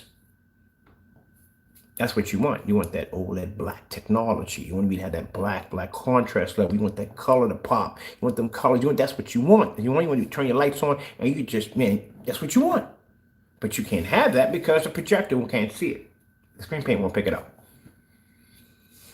So that's what happens. And we have right over here. And if you want to check out over here, check that out. You go over here to this section right here. See where it says more? That's what you click on, more. More will bring you to this option right here. This will show you why, even with the high-end projectors, they don't work because we have them here. See where it says fake projectors? Hit that. We have all this information on here to help our customers out at the end of the day. Not some page with a bunch of dumb nonsense all over it. This is the blacklist. Now, the blacklist is in here. The blacklist basically warns people at the end of the day that these are individuals you do not want to do business with. And this is, we're not posting people on here for the sake of posting. We have to have evidence that they're actually committing these frauds at the end of the day. We have to be on there. Crow's on this blacklist. This is going to go on the blacklist too, this website fraud he's committing. So right here is the please read on the knockoff projectors. You can see all the information we have there. The same thing we have at the bottom of every single shopping cart. Projectors we do support. These are our tests we've done on fake knockoff projectors. Yes, we bought quite a few of them, bought them in. Every last one of them failed in demonstrations. I'm telling you to stay away from these machines at the end of the day. We don't support them. These are top-end knockoff projectors, Valve projector, WeMax, all in here for you to see. These are customers who try to skip over the demonstrations and try to buy the screen paint anyway, thinking it was going to work, and their results were like that. That's what happened to their screens. It doesn't pick up. Not even the high ends don't pick up. Because they figure because they spent all this money for this projector and it does this and does that, it's going to pick up on our product. It will not pick up. It will not see it. It doesn't recognize it. There you go. That's what happens. This is here to warn customers. If you have one of these projectors and you think for a hot second this is going to work, there you go right there. Not going to work. It's not going to pick up. I can get a projector of 1,000 lumens to pick up on that at about 14, 15 feet away easily before that even picks up. I'm not going to support it. We don't support them. So these are customers that were nice enough to go in and share these pictures with us. And in return, we sent them out a product, which we usually don't like to do, but we sent them out a product that would work with their projector so it would run. But at the end of the day, when we make sure at the end of the day, they have a screen that actually works. It will produce the contrast. It's not going to be as heavy as the black screens. I think we made a screen called a dark silver. That's what we shipped out to them. Worked perfect with the projector with no problem whatsoever. But we don't get in the idea of emailing me because, hey, can you? No, we're not going to sell it. We're not. It's discontinued. We don't sell it anymore. And I'm not going to sell it anyway. I did it for these 3 individuals because at the end of the day, I did not want them to end up with nothing because they paid for this item and I knew them nothing. So basically, we customized this product for them, for their projectors, and in trade, they sent back pictures of the results. So what happened? So we can use this for other people to keep them from making these mistakes that these individuals made at the end of the day. This right here is the blacklist right here. The video demonstrations on screen paint scammers. Only one on here is him. And Partey's coming here next. We can't put Partey on here yet because we have to have Partey's actual product here to do it.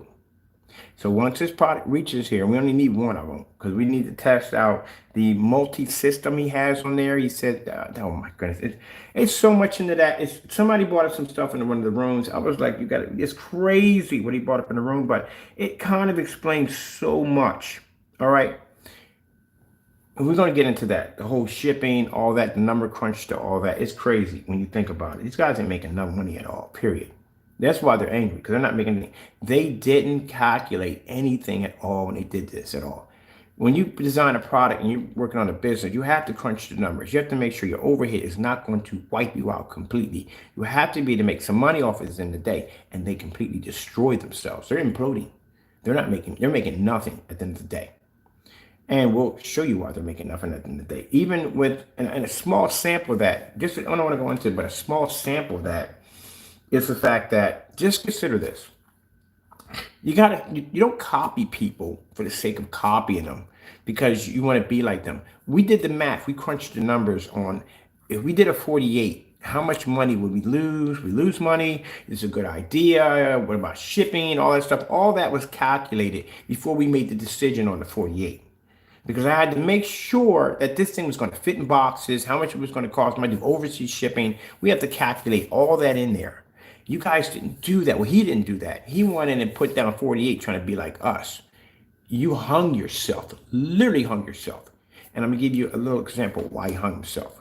A 48 container, 2 of those will sit inside of a medium-sized box. So when you say, Mr. Burr, well, what's the deal behind that? Well, say you're shipping to Ireland, okay? I'm shipping to Ireland tomorrow, right? Or actually, it used to be tomorrow. You know how much money it's going to cost me? I checked my calculations. I just did the calculation on PayPal. It cost me $79 to ship a medium-sized box to Ireland. It doesn't make a difference if you live in California. It doesn't make a difference if you live in Florida. If you ship that thing out of the United States, it's going to cost you $79 no matter what state you sit in. Because this is an international shipping box. From there, it goes from domestic to international. Once it hits, it doesn't make a difference. Well, I live in California, the price is going to be cheaper. That's bullcrap.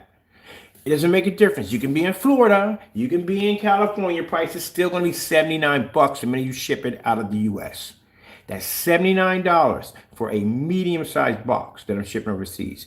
If you are charging $80 for your product, Crow, off your eBay account, that's your whole entire income going just like that. Where Crow messed up, he made a mistake on his account where he put in he's only shipping to overseas only, not to the U.S. So if somebody wanted to get you, and they can get you pretty good on that, they can go over and from overseas and they'll pay like, you put down $20.20 for the shipping. $20.20 for the shipping means that they would pay that $20 $20.20 for the shipping, but you have that extended shipping, which that shipping means that it gets shipped a little faster. Now in the US, it's perfect because over here it gets shipped in a few days. You'll have it here in no time at all. $20.20, that's all it's going to cost you, right? But now you're talking about overseas. You know how much shipping costs for express overseas? We're talking about standard shipping is $79 for a medium-sized box. So now you're talking about extended shipping, which means this person, because he paid for it out of his pocket, is going to feel that you owe him and you're going to ship this thing faster than it should be, which means that $79 is now going to bump up to a $100. Easily $100 because it has that 2-day or 1-day shipping on it. And you're going to have to pay that. That person's going to go in and buy your product and you're going to make nothing out of it, not a dime. You're going to still have to pay for it. The shipping cost is going to kill you. You're going to basically max out the shipping cost easy at $80. Even if you give you the $20 out of it, where would you add it to? That's $20 you only have left over to be able to make the product. And the product, of course, we already know you're making that a black and white paint. $23 for the bare silver screen, and at $17 for quarter paint. Automatically, you already maxed over the $20 that you were giving left over for the shipping. So you don't make any money off of that. You lose money in that process.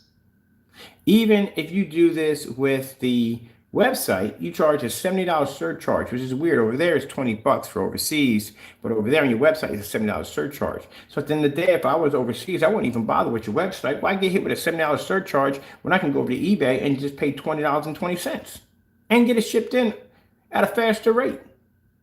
See, that's where you messed up. You guys don't know business at the end of the day.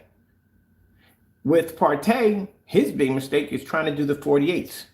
Your screen paint, unlike Crow's product takes 1 quart to paint a screen. You take 4 48s to paint 120-inch screen because your screen requires a multi-coat application system. And because it requires a multi-coat system, that means the individual at the end of the day is going to be shipped 4 containers of paint to paint 1 screen, as you showed off in your demonstration. There's no way in the world you're getting that from 1 container of paint. That's virtually impossible. If you're showing 4 different containers of paint, showing 4 different colors, means there's 4 different colors that come with it in order to complete that process. That's what a multi-stacking system is. It's multiple paints stacked together for them to be able to intertwine, marry each other, and cause a reaction that brings the outcome of the last and final surface. But what you have on yours is, if you're going to be shipping out, that's 4 containers. So unlike Crow is only have to ship out 1 quart of paint. You're going to have to ship out 4 of them. Which means for him, if he ships out 1 quart at 32, no, he doesn't change it to a 48, he only has to do is ship that into 1 box. That's it. You, on the other hand, there's no way in the world you're going to ship 2 48s in 1 box. They're not going to fit. Trust me, we know. We do 48s over here. If someone orders the 4 system, 1 screen is going to have to be shipped in a large box. God forbid if that gets shipped overseas, that price just went through the roof. If it goes overseas, you don't make any money off that. You ship over to Ireland or any of those places, you can ship to some place, it'd be $120, $130, easy, depending on where it's going. It's not going to be anywhere near under 100. It's going to be 100 and up. That's what it's going to cost you to ship a large box overseas. So consider the fact you charge $160. You already just knocked out half your profit already on shipping alone by itself, because you can't ship 2. You ship 4 containers of paint, and 2 of those will fit in the medium-sized box. If they were 32s, 4 of those can fit in a medium-sized box. At least that's about $80 right there. So that leaves you $100-something or whatever left over. But you're talking about, because you put in the 2 48s and you require 4 paints to paint in your product, now you're talking about shipping in a large box. And if that jumps overseas, then that's about, I'd say you probably pay $107 for Ireland at the most. Yeah, you're gonna walk over probably about $53. Now, this is where the kicker gets crazy, people, and I hope you can follow along with me on this one, because the math gets a little buggy. All right, so keep in mind how Crow makes his product. Crow can make a product that's basically $23 for the bare silver screen, $17 for the black, and $7 for the glitter. And maybe you might put some PPJ in it at $20.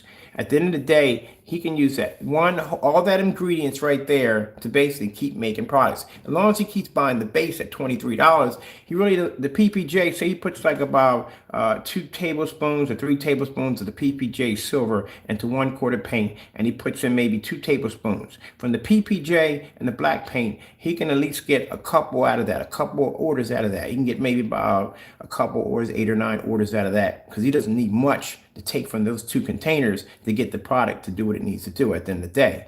The only thing he would have to pay money for is the base. That's it. The base is going to cost him 23. So whatever he drops in there, he's automatically going to get a gallon. So he can break that up into pretty much about 432s. He's going to get probably 80 to 90 bucks a piece for each one.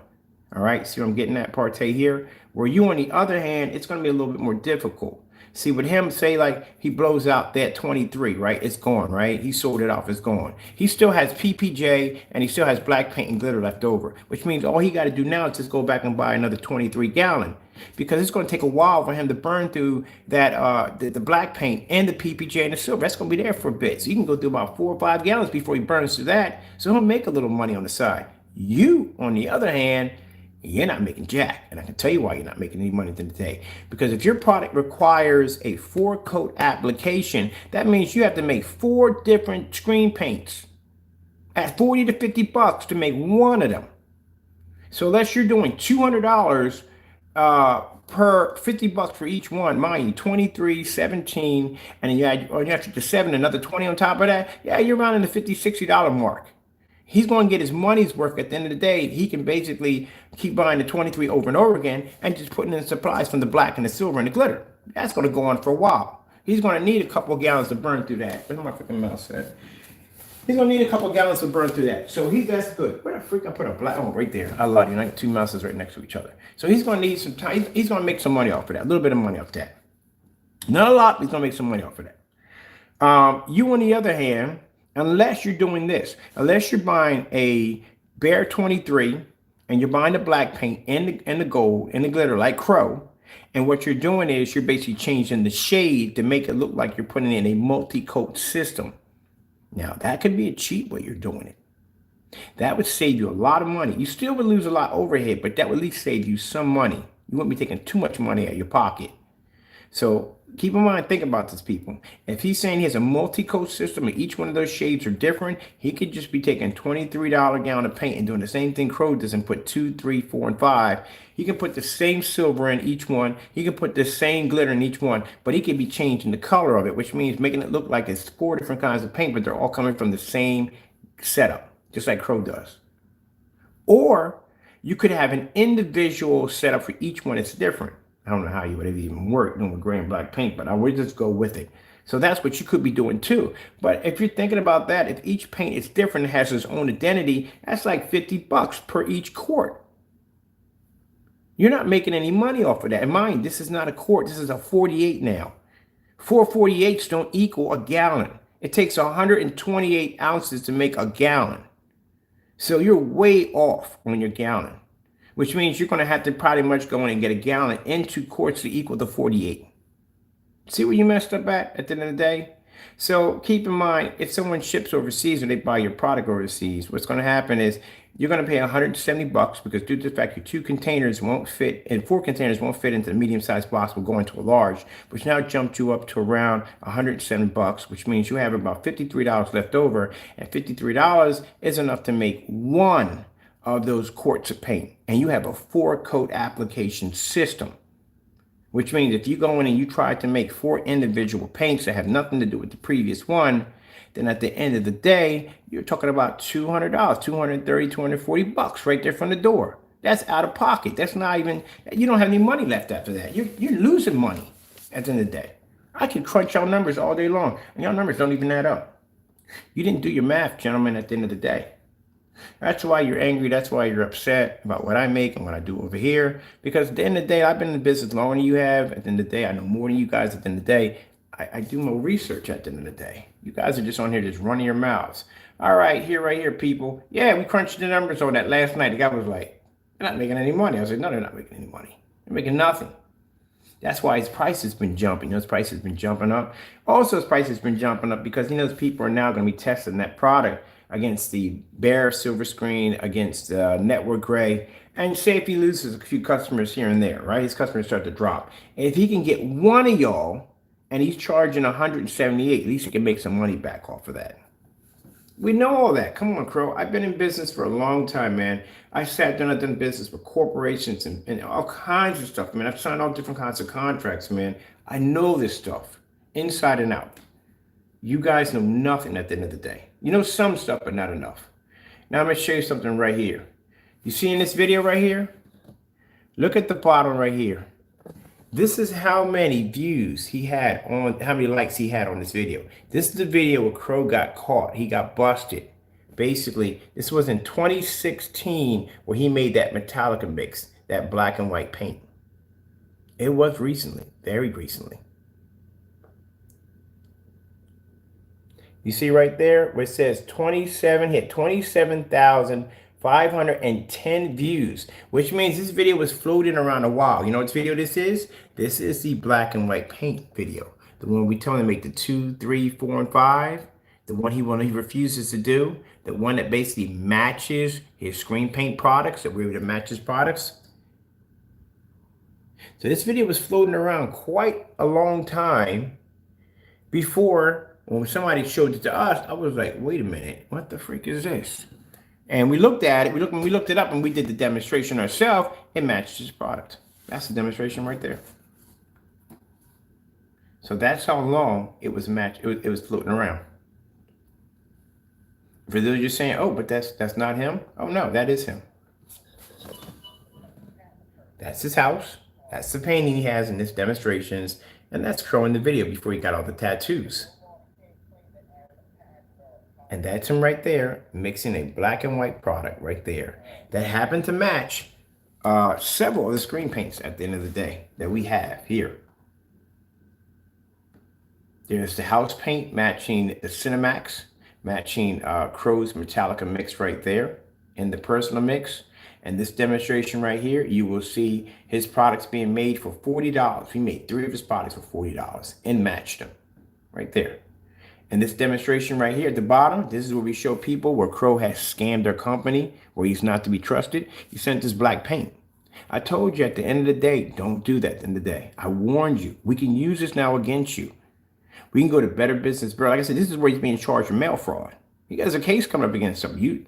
The federal government, we filed a claim against you for basically mail fraud. And we have the proof. And then PayPal's willing to back it up.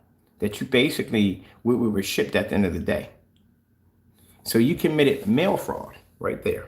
And you signed your name to the package like an idiot. Dumb. I hate to call somebody stupid, but you signed his name to the package. So you commit mail fraud. You send somebody a fake product in the mail, commit mail fraud. And then you lose your case by PayPal because you lost your case by PayPal. But you signed your name to the package. Now, you do know at the end of the day, they hired an investigator to go through all your stuff at the end of the day to make sure that you do make this product. And if there's no proof of you making this product, it means you automatically commit fail fraud, which means you get fined for it a lot of money. They might even throw a little jail time. I don't know how they're going to go about it. But in the day, you can get a lot of trouble for it. You see right here, remember the Metallica mix I was telling you about? That's the unboxing of the package. This is how the package came. Shipping policy scam. Right here. We got it posted right here on the blacklist. We did a whole entire segment on shipping tire scam right here. Right here. On how he went in and he was scamming people on his shipping, saying that, hey, if it lands on your property, it's yours. So that's what you're going with. If it lands on your property, it's yours, right? This is a package that we got from a customer who bought the product and shipped to us. So this is how you're doing your business. So keep in mind, this is how your package should come in the mail. This is how it came to the customer. See how that paint spilled all over the place? That's how the package came, just like that. Because they sent us pictures back saying, look, there's a crack right there in the hole. There was a crack right there in the package. He only had one little piece of tape over the top holding it down. He didn't even know this was coming to us. Somebody else bought this for us. So he didn't even know it was us, where it was coming to. You see that container I have downstairs when I'm flashing? That's the container right there. That's where the whole entire thing started with the email. because a customer got through, got the product over here, and Crow got terrified. And then what he did was he sent us an email telling us we could buy whatever we wanted. We don't have to do no nonsense. You don't have to go get anybody else to buy product. Buy directly from him. And that's what we did. And that's where we got all the cancellations from, because he got scared there and he canceled every single order after giving us the right to go buy from him.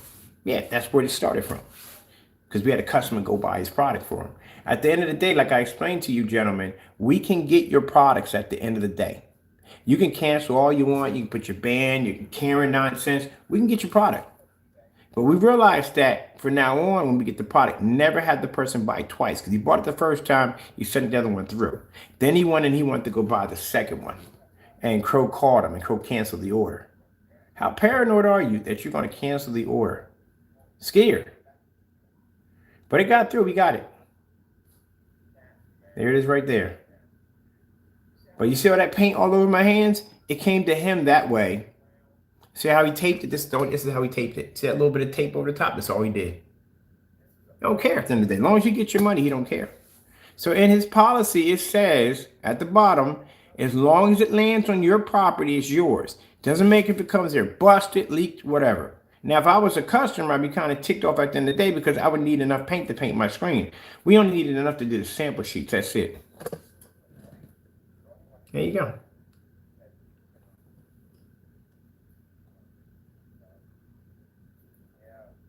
Bad job on basically wrapping your products at the end of the day. Cheap. Don't even care. Only a piece of tape from one end to the next. That's it. That's all you put there. And you didn't even know it was us. That was a customer. Look at all that paint that leaked inside the container right there, inside the package. All that paint. And you got a policy that says if it lands on your property, it's yours. You don't have if containers open up, if this happens, this, that, and the other, so and so and so. If you can show this and that and the other, blah, blah. You don't have nothing there at all.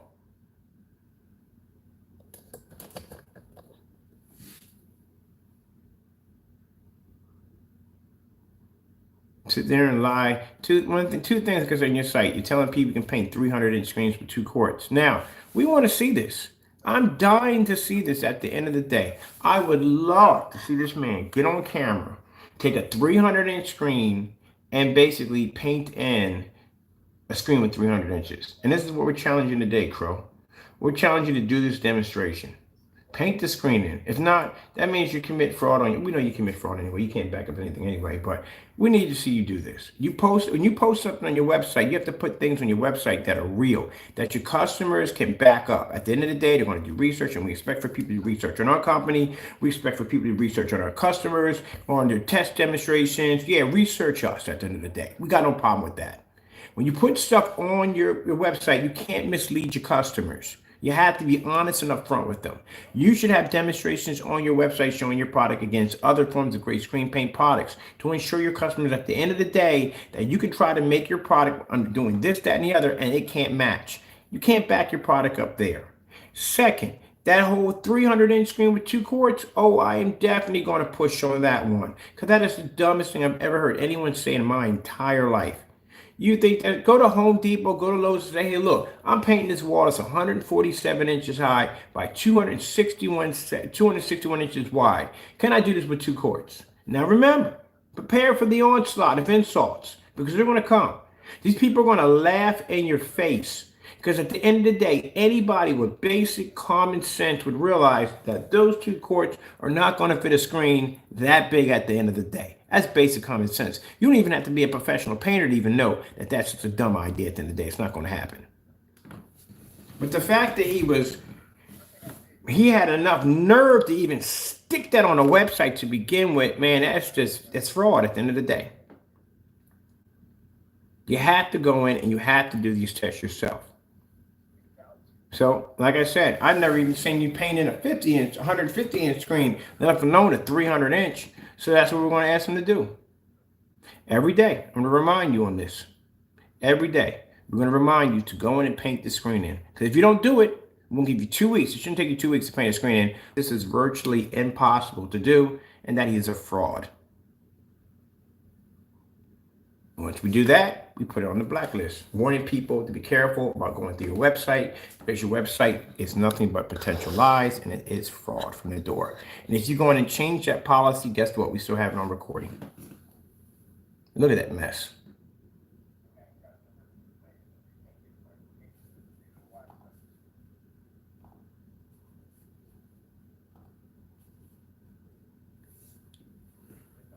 The only way that you end up on this list, we have to have evidence on you. And we got evidence on you.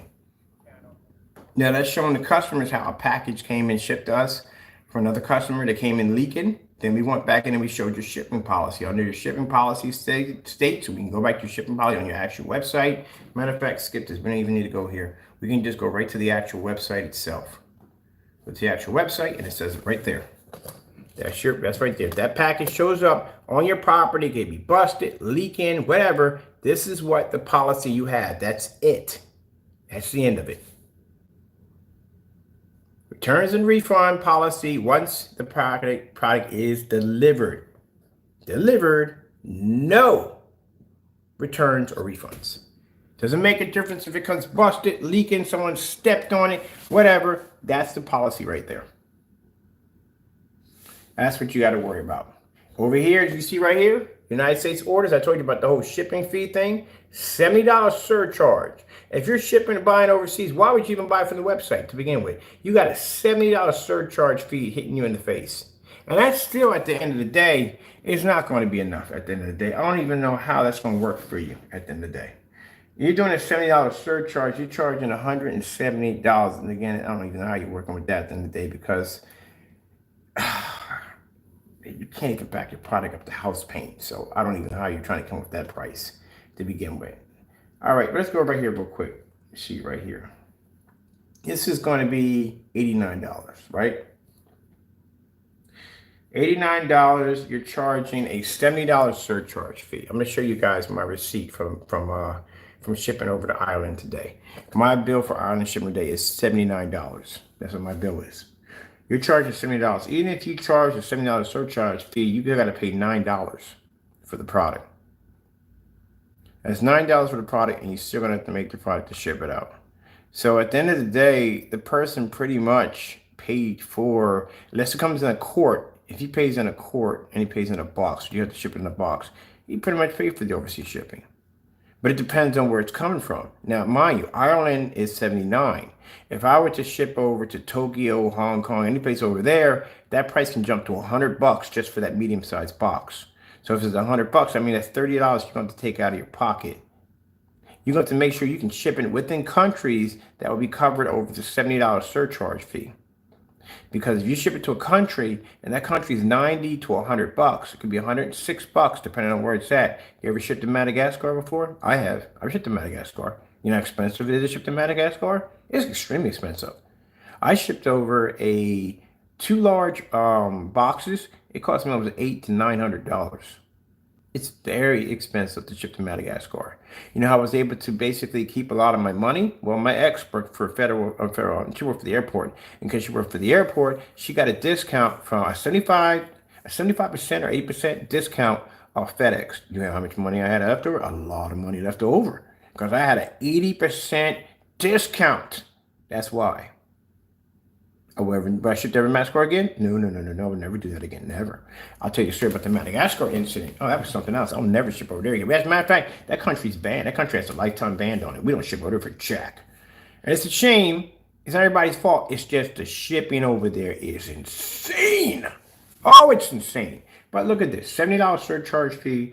You're going to have to keep it within countries that are basically going to come up with that $70 mark. Because some countries, even if you ship over, depending on where it's at, could cost you an easy extra 20 or 30 bucks on top of the 70, which means at the end of the day, say you ship to a country, it costs like $102 to ship that over there, like Singapore, someplace way out there. It's going to cost you a lot of money. You're still out of your $89. You're going to have to pay that extra 20 or 30 bucks out of that, which that's going to take a lot of money off your payment right here. And then after you buy your paint and stuff, you're pretty much going to be left with nothing. You're left with 10, 15 bucks. Because you're going to have to make that initial first buy in order to be able to keep replenishing your supplies from the 23. Because unlike whatchamacallit, you can keep using the black, silver, and glitter to keep making more product. But that 23, well, the 23, you can get 4 out of the 23 out of that one. So you'll get 3 more out of that before you deplete that. But you'll have to make 3 more sales in order to make your money back. Yeah, see, you guys don't do your math at the end of the day. So yeah, he's losing money on this altogether. And at the end of the day, you run the risk of somebody bumping into one of our videos and then asking the question, hey, what's the difference between your product? And you can't back that up at the end of the day. All right, so international shippers. I'm gonna give you a little tip here. Don't go to the, if you're gonna go to, if you're gonna get, I'm not pointing this direction, because at the end of the day, you're just gonna get, if you're gonna steal from you, you're still getting robbed at the end of the day, because again, you're buying house paint. Go with $23, you come out with a gallon.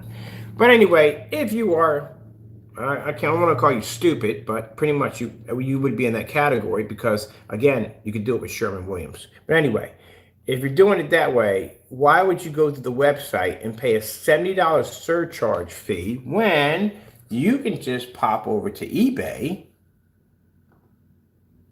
and get it for $20.21?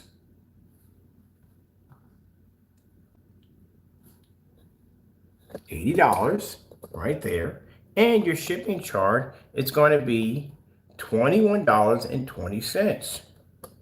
Now, how is this possible that you're basically going to get this product 100% shipped to you? Because in the bottom of his claim, he says this product is for overseas only, not for the US, which means if you're overseas, why would you pay a $70 surcharge fee when all you have to pay is $20.21? And you get extended shipping, which means it comes to you even faster than regular shipping. Which sounds better, $70 or $20.21? Standard shipping or the express shipping? There you go. This is where Crow screwed himself pretty bad. Sorry, my French, but it's true. Now, this one, usually when you buy paint, let me show you somebody has a normal setup. When you buy paint and other frauds, this is other fraud too. You can't trust the eBay account either.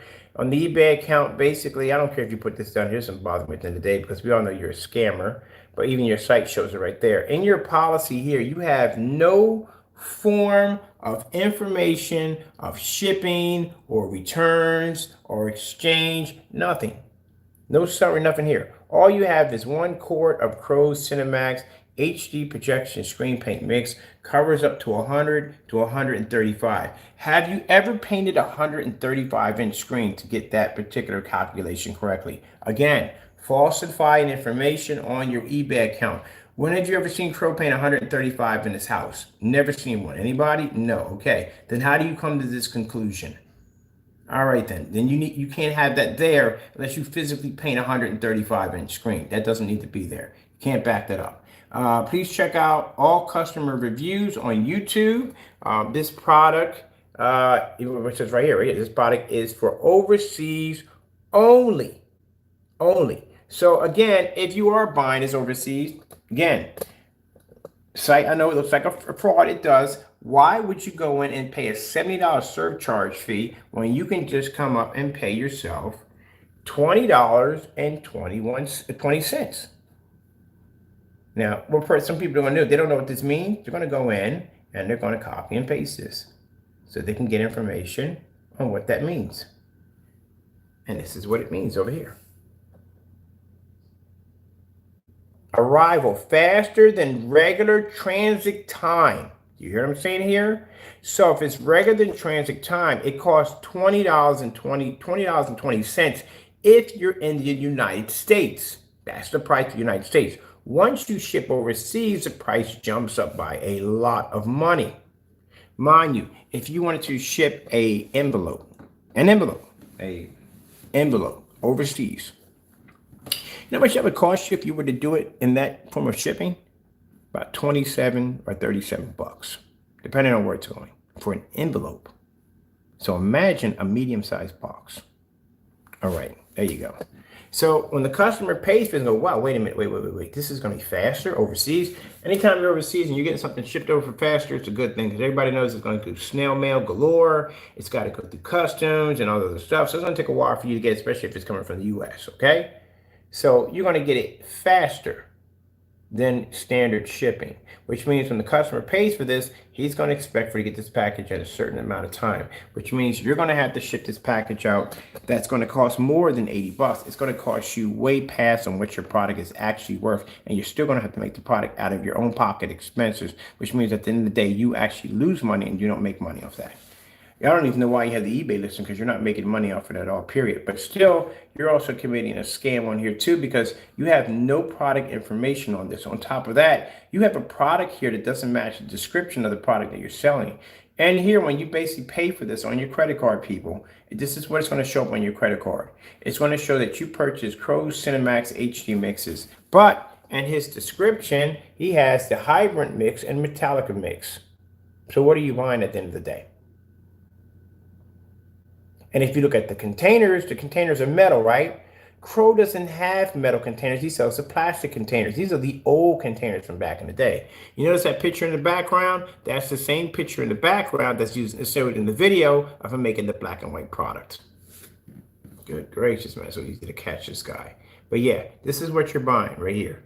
So what are you actually buying off of this? If I'm buying a projector for 500 bucks, and it says clearly right here, Sony projector VPO FH30, and there's a Panasonic right there, that's a huge flag. Oh man, this is a scam at the end of the day. The products don't even match. Because on my credit card, it's going to show that I paid for this, but I got that. How do you know what you're getting? Is there any information about emailing him at the bottom? Say, okay, you can email me and you decide what mixes you want. How would you even email him? There's no email information down there at the bottom. Nothing at all, period. So how do you know what you're actually getting at the end of the day? Your eBay account looks like a scam too at the end of the day. Where is the information to email me? At all, period. Nothing there. Nothing there. That looks like a scam right there. Now let's go into somebody who actually sells actual screen paint that physically works, that we actually bought from here.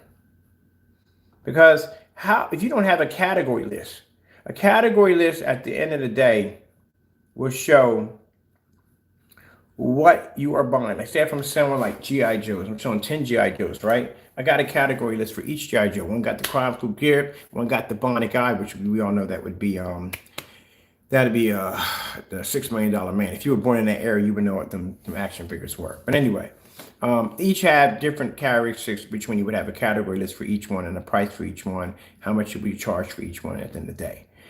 He doesn't have that on there. He just has one product. Descriptions don't even match, and nothing at the bottom say, hey, look, before you used to have something to say, hey, if you like our products, maybe you can email me and I'll basically choose, you can tell me what paint you want. Well, it's still a scam, because why would I have to email you to ask what paint you want when eBay clearly shows a category list that I can pick out which one I want? Why would I have to email you at the end of the day? Because on your receipt, it's going to show that you paid for a certain product, but he's going to email you something completely different. If that happens, and if he ever puts that up there, again, make sure you have him specify what he shipped to you, because you can use that as evidence in PayPal against him. If he says at the end of the day, and you've never met Crow on the receiving end of PayPal, he's something else, we have. He'll say that, no, at the end of the day, that's what he ordered. He ordered what was on the receipt. He could have printed out my labels and changed them out. He's committing fraud against me. There you go. And make sure you have it on the email with him saying what he is shipping to you. Because if not, you're done.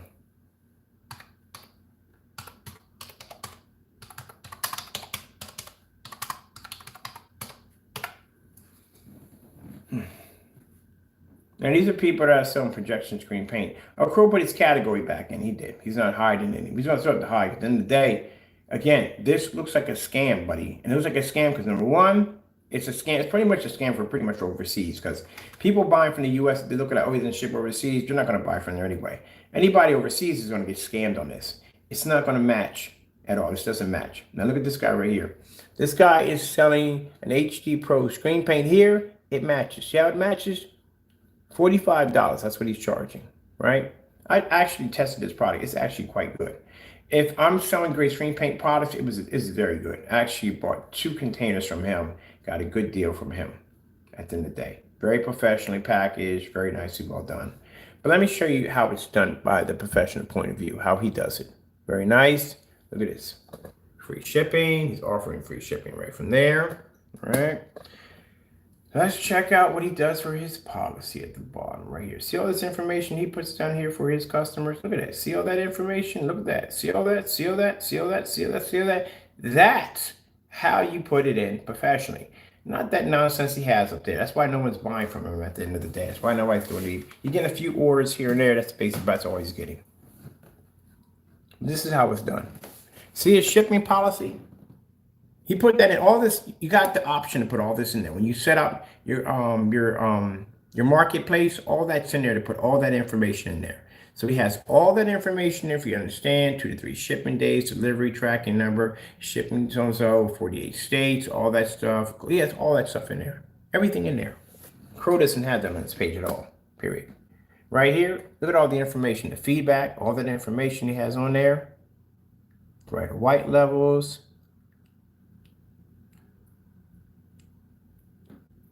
Now, at the end of the day, I can ridicule this left and right, but you know why? This guy never even mentioned my name at all. We don't know him at the end of the day. I couldn't care less if he said at the end of the day that you could smear this on the side of a satellite dish and you could summon aliens. Ain't none of my business at the end of the day. Good luck to you. I hope you sell a lot of paint. But if you mention my name, you try to use me as a springboard, I will crush your product. Don't do that at the end of the day. It is simple and plain. We can back a company at 100%. And I guarantee if I go through yours and you can't, you're going to have a problem at the end of the day. Your product will not work. And do not cancel on me. You don't want that against you. Partey learned that the hard way. Don't do that. But if you don't know us, we don't know you at the end of the day. As a matter of fact, I wish you the best of luck. I wish you sell more paint than you ever sold in your entire life. I wish you the best. But I already know that these products right here, as a matter of fact, when the product was here, we never did one test against the product. Why would we at the end of the day? We know our product basically is going to do what it needs to do at the end of the day. You know what our technology is going to do. Why? And this guy doesn't know me. He didn't say anything bad against the end of the day. We don't know him at the end of the day. Partey, if he would have came on there and minded his own business and stayed to himself and made his product, we don't know you. We don't even know who you are at the end of the day. Don't even care. Wish you the best of luck. But because you chose to use my name, well, that's what happened to you. I proved at the end of the day, you can't even back your own product because I have your cancellation sitting on my table right now. And not only did we cancel your order, we played your video back every single time about me canceling when we actually had you cancel an order. And at the end of the day, I got you to drop your whole entire marketplace and went back in and still made the order off the same $160. That's embarrassing. Even locked your shopping carts. I was ordering from him. I ordered one product from him. He was so terrified, he locked his shopping carts for at least about a month or two, afraid to open them up. And then you open up your new product line, but that come in. I bought your samples, you gave me back my money. I went back and bought your entire product line of your new 2022s, you gave me back my money. There you go. And on top of that, you got a lawsuit on you for basically using my pictures and defacing them, what you did with them. You're getting sued on that. Because I talked to him on the phone, running his mouth. I said, yeah, you know, you got a lawsuit coming at you. You ain't got nothing to say because you know it's the truth. I guarantee you went back and you talked to an attorney and he told you, yeah, Mr. Bird can sue you for that. And you want to tell me you're a rich man? Good. No problem for me. I'll just take everything you got at the end of the day. We'll give it to charity. They can use it more better than I can. Don't do dumb stuff at the end of the day. But I like how he got this all worded out. See that? Very professional. I like that. Like I said, at the end of the day, I got no reason to buy his product. I got no reason to do no side-by-sides. I wish him the best of luck. I hope he makes a lot of money at the end of the day. But people like Partey and Crow that you want to use me and try to say I'm this, that, and the other, then you get my attention. I'll start digging into your stuff. You don't want that. Already, we got Crow on so much fraud, it's not even funny at the end of the day. But see how this is how it's supposed to be done. This is a person you buy from at the end of the day. Plenty of information here. Done professionally. Look at this. Very nicely done. I bought from him too. Bought two quarts of paint from him. And he beat Crow's product, by the way. And he did. We got the videos to back it up. He beat his product.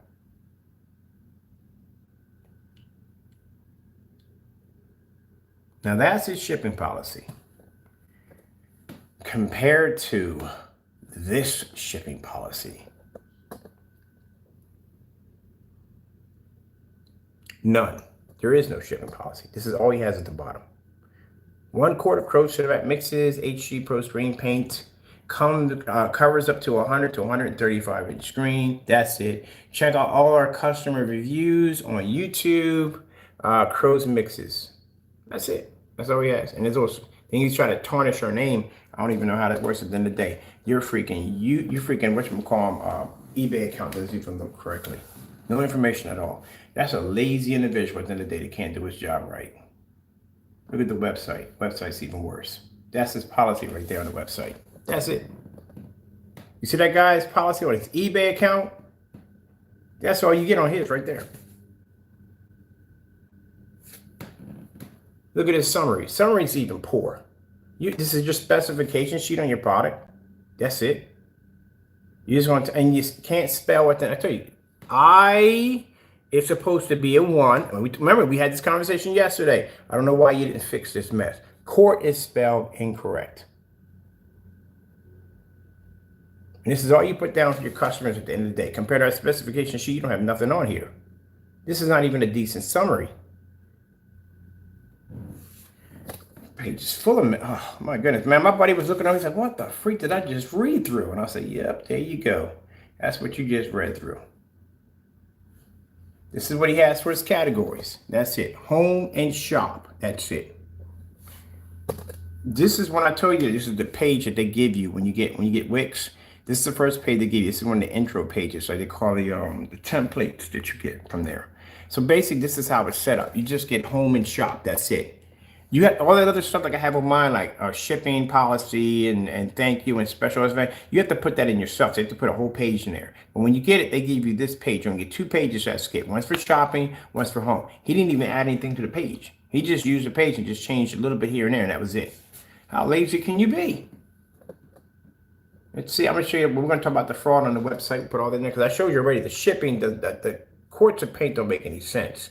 So you got covers up to 100 to 135. Again, you can't put that in there unless you physically painted 135 inch screen. So you got to remove that, buddy boy. That can't be in there. 100 to 120 inch. If you have one, you got to paint 120. Whatever screen you have that you claim you're painting, you have to have that in there. This mix is my favorite mix of all time. You see what you're reading through. This mix is my favorite mix. This mix is my favorite one of all of my mixes. It will give you well-balanced picture from your projector. What the freak does well-balanced mean at the end of the day? What are you talking about well-balanced? I don't get that.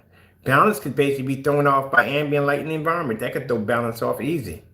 So what are you talking about? It works best with 2200 lumens. Haven't seen enough with that one right there. And no, I haven't seen that. Sorry, with 22, I haven't seen enough demonstrations. I don't think anybody's seen enough demonstration of 22. He's typecasting the same projector over and over again. Tested with 1080p and 4K. Should have had space there for 4K. That's all bunched together. Very great with some light environments. He says some light environments. Pretty much, aka you're going to be in the dark. I told you about ambient light rejection technology. When big companies say ambient light rejection, aka at the end of the day, you basically can't use the screen in a fully lit environment for $5,000 to $6,000 a screen. It should be. We put on our description for ambient light. What do we put down? Ambient light controlled environment, not needed, because we don't. Let's see. Quart covers up to 100 inch, 135 inch. So the quart cover, one quart comes up to, yeah, he ain't adding this up right at all, period. He's figuring how he's getting his numbers is, if one quart does up to 100 to 135, he figures that 2 quarts can easily do 300. That's where he's getting it from. You still would be short. That's only 270. If it's 135, and 2 times 135 would be 270. That's what you would get. You still would be about 30 inch short of 300. Okay, they don't do any kind of they don't do anything. Let's see, 35. This mix is my favorite. Using it with ultra short though projectors, it is amazing. Using it with ultra short though projectors, it is amazing. I'm gonna leave that alone. That's definitely worded badly, very badly. If you have any questions, please let me know. I am here to help you and save hundreds. Why you have that all in caps? Like you're screaming at them. All right, too late for that one. I'm not even gonna do that one. All right, that's the one right there. Summary, bad, no information at all whatsoever. Bad, bad, bad. You got shipping policies popping up over here. You got shipping policies over here. This is a summary over here. You have no specifications on your product at all, nothing. Not even a basic keep out of reach of children and pets should definitely be in there at the end of the day. Should become kind of disclaimer for that. Let's go over here to the IB mix, the personal mix, which we have downstairs. We actually have this product downstairs. Let's go through here. Same pictures, only 2 pictures and 1 video of a customer in a dark environment. Have you seen my customer's demonstrations a few minutes ago? You see that? How we used that invisible technology? That screen is amazing. Yeah, look at that. He only has 2 videos. Your customer sits in the dark. I told you, my customers just posted videos. He has 4 screens fired off at the same time, and all of them in a fully lit environment. I'll show you that. Here's Crow's customer right here, as we also saw. And when I first saw this, I literally thought that I was staring at his video, and then I realized that that is his customers. They're done the exact same way as your environment, in the dark with neon lights. Well, that's what you're going to get, because that screen can't be used in a fully lit environment. And I told you to use the LG Jazz demonstration. That's one of the demonstrations I like to use because they can cheat in contrast levels. But as you can show you in the demonstration, yeah, we can name every time that screen actually goes gray on our technology because it doesn't pick up. All right, so we're coming out of this real quick. Now, let's see what we got here at the policy here. What do we got here? If anything fake is on the policy here. IB personal mix is great for movies. Gaming is perfect. Okay, I'm gonna back up because I'm trying to make it sound professional as possible. Say personal mix, IB personal mix is great for movies and gaming is perfect. Is perfect. It's perfect for those light controlled environments, and it will work with 2200 lumens and up. You keep posting 2200 lumen projectors and up. Can you do some tests on 2200 lumen projectors and up, or 2200 lumens, to see if that's going to produce the exact same picture quality as the 4K P2 and up? And 3D and 4K tested. All right, let me explain to you about 1080p tested. If you're going to tell me you're going to test a projector against 1080p, you have to do more than take the screen paint and stick it in front of a 1080p projector and go, voila, it's 1080p tested. You're going to have to do a distance throw. Like, okay, the projector we have over there, right there. That's a Sony VPO FH36 with an extended throw lens. That projector, you can drop it back 70 feet. So at 70 feet outside, around 4 o'clock in the evening or 5 o'clock in the evening or 6 o'clock in the evening, can you pull an image at 70 feet with that projector right there? That's 1080p. And also, too, can you pick up contrast levels? Can you pick up color? How does that, if you do a projector at, I'd say about 1,000 lumens, will that pick up? When we mean 1080p tester, you're going to have to do it more than just showing colors on the screen. You're going to have to show it on color levels, white levels, comparisons with other screens, other certified screens, low lumen projectors, high lumen projectors, and it helps you if you do it ultra short those too. Everything. All that has to be done on 1080p to display. So you're saying it's 1080p tested. Because anything will be 1080p tested. I can take Sherman Williams to stick that in front of a 1080p projector. It'll do the same thing. I can take hobby paint and stick that in front of a projector. It'll do the same thing. So how is it 1080p tested? All right then. So if I take Sherman Williams at $23 a gallon and I stick that in front of a VPO FH30 at 1080p, wouldn't that be 1080p tested too? What's the difference between that and that? So if I tell you, okay, we take the black screen, we stuck it in front of the projector, which I think is an LW501i Christie projector. That's full 1080p 1920 by 1200. We stick that in front of the screen with certified. You see our screen at 1080p picks up a much better image, color, so forth, versus a certified screen or toward black paint or whatever. That's 1080p tested. That's what you have to do. You're not doing 1080p tested. Anything can be 1080p tested. White screen can be 1080p tested too. As long as it just shows up, it shows it's 1080p. It's showing difference. All right, same policy here, basic no return. That's what he has on that one. This is all the information you're going to get. That's it. Boom, done. That's it. That's all you're getting right there. Let's go over that. We just one chunk right there. This came out of the IB mix, the personal mix. Let's go over to Frankenstein over here. Let's see what you get here. Does any policy change here at all? Any policy change? This one right here starts off with a lie. We all know that's not his first screen paint. First screen paint was Metallica screen paint because that's the product he was giving out for free before you started selling your product, which makes that's the first one. Okay, people. This is the one of my first mixes. Live Metallica mixes, first one. You started off with no capital right there. I don't know why. I ever created. It's been used for businesses and churches and outdoor events or any outdoor venues. It works best with high lumen projectors, 3,500 lumens. All right, people, I'm explaining to you real quick. 3,500 lumens is not a high-end projector. An Ultima, not Ultima, the PX747 Projector by ViewSonic is 3,500 lumens and is considered to be a home theater and projector. High-end projectors are going to start in at 5,000 lumens and up. Those are high ends. You can even get projectors at 4,000 lumens easily, but that's not high. So he doesn't know what he's talking about there. That's way off. Majority of most people that you're going to meet outside are going to do venues are going to start off at 5,000 lumens and up. I guarantee you. That's what they're going to start off at. They're not going to do it at 35. 35 is a home projector. All right, so 35 and up, and then he puts down up and up for best picture quality. I don't recommend for a home use unless it's up to you. So pretty much the screen paint's supposed to be so bright that we're going to buy this. This is what we try to buy several times to basically back up that theory, but he canceled the order, but we'll get it here. Second, your screen's not gunmetal. That is actually gray. And why do you have two different colors here? Yeah, that is not gunmetal. I'm sorry. That's actually gray.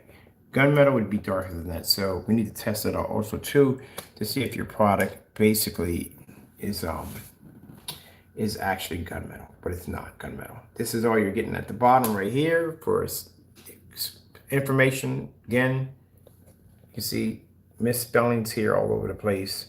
And right here, this is all the information you're getting. At the end of the day, if you don't have any information on the product, why would you buy it? Can you imagine you go buying a $15,000 OLED TV and it says black, contrast, TV, fantastic, beautiful, looks amazing. That's it. You're going to drop 15 grand on that? I don't think you are. You're going to go to a specification sheet to check everything on that bad boy. At the end of the day, to make sure you're doing a fact check with that, fact check. There's nothing there at all here because the reason why he doesn't have a proper specification sheet because he has no test under his product. And because he has no test under his product, well, there's nothing to put here at the end of the day. Test it on 1080p projectors. Heck, like I said, I can do it with the white screen and say, hey, white screen paint over here. Test it on 1080p projectors. Let's go fly over here on this one right here. Crows UV mix. You've already seen when we tested this one on.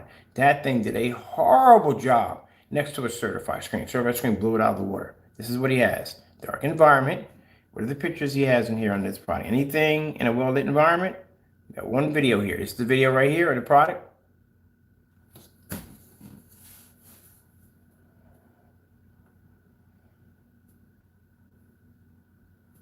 In the dark. Mind, this is supposed to be a contrast screen. Contrast screens have the ability to pull in dark and well-lit environments because they can reflect more light. So why do you have a screen paint that dark that's in the dark to begin with?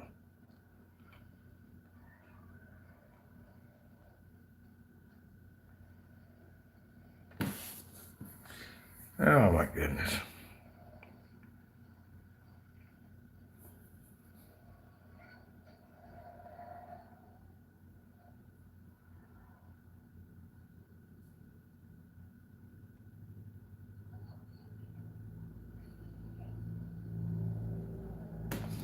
Yeah.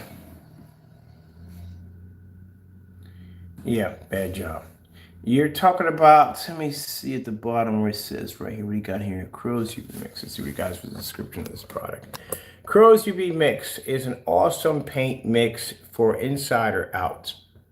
I haven't seen any demonstrations on the product outside. All right, works great with projectors of 3,000 lumens and up. Go check out my channel at Crow1176 UV Mix. And mix, I'm sorry, UB, I want to make sure we're reading this correctly. Crow1176 UB mix and see the quality even from outdated projectors.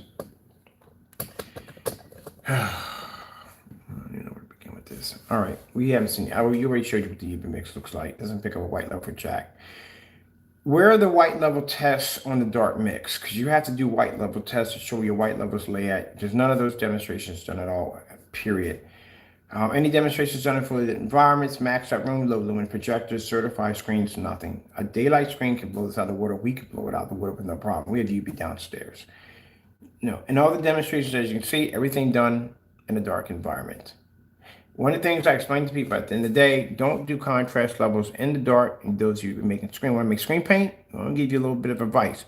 Never do dark demonstrations in the dark on contrast levels because your customer is not going to be in the dark 24/7. And if he happens to turn on the lights and your screen washes out on a 60-watt light bulb, there's going to be a problem at the end of the day. But then again, he has in this disclaimer, so if it's not ambient light rejection, then how do you have a screen that's dark and not ambient light rejection?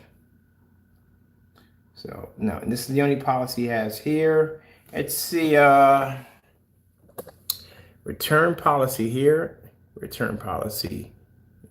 There is none the reason why. Okay, this is way different than the other ones. This is a return and refund policy. Return and refund policy. There is none the reason why it's a paint coating. Oh my goodness. All right, we got to move this out of the way. Okay. There is none the reason why it's a paint coating. The best I could do to help to help. Oh my God. Man, come on, man. Seriously. There is none the reason why it's paint coating is the best I could do to help it gives. I'm not making this up, people. You're looking at this right now. I'm going to read through this again. Returns and refund policy. There is none the reason why it's a paint coating. The best I could do to help help is give. Oh my goodness. Apparently, I'm not trying to bust on this man. This man can't spell at the end of the day. I'm sorry. You can't spell. You don't do math correctly. I mean, you don't have to be a rocket the website. At the end of the day, it's basically just going back and checking stuff. There is a paint calculator that you can go to that shows you how much you need per square footage to paint a large screen. You can go and get the calculations from that. It's a little math involved in it, but it's a little easier to do it, right? But you don't have anybody proofread this stuff here at the end of the day because this is pretty bad. Return and refund policy. There's none the reason why it's a paint coating. It's a paint coating. Why do we say it's a paint coating? The best I could do to help is give 1 to 2 a half price and your next buy. If the mix did not do what it was meant to do. Oh. I feel like I did one of those Peter Parker pick the pecker winning contests this month of the day. Look, I'm gonna tell you something, man. The reason why he's charging half price off of it, because again, the product doesn't work. We have it here over here. We have UV mix right over here, and it doesn't work. It doesn't pull up contrast. It pulls up contrast there, yet it can do. It can't pull up color. It's too much black paint in it. We were able to make it over here, like I said.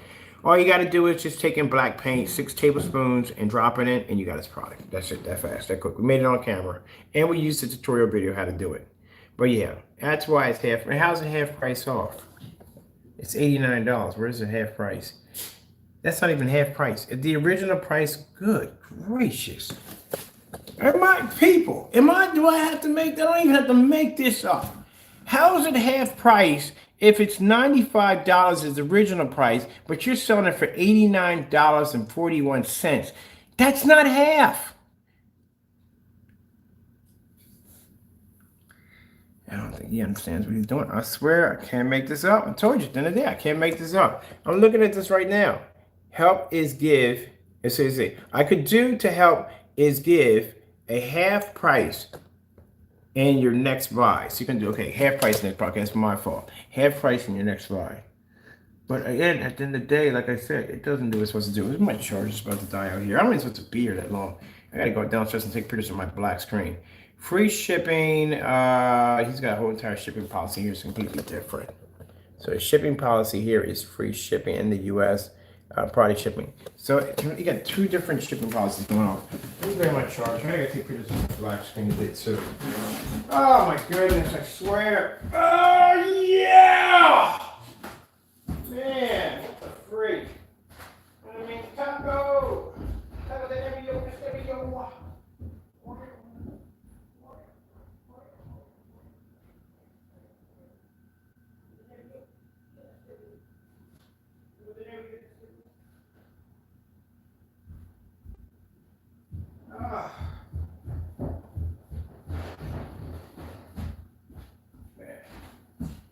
Unbelievable. I gotta paint my room today too. I don't think that one wall too with that thing. 'Cause I want to set my screen up.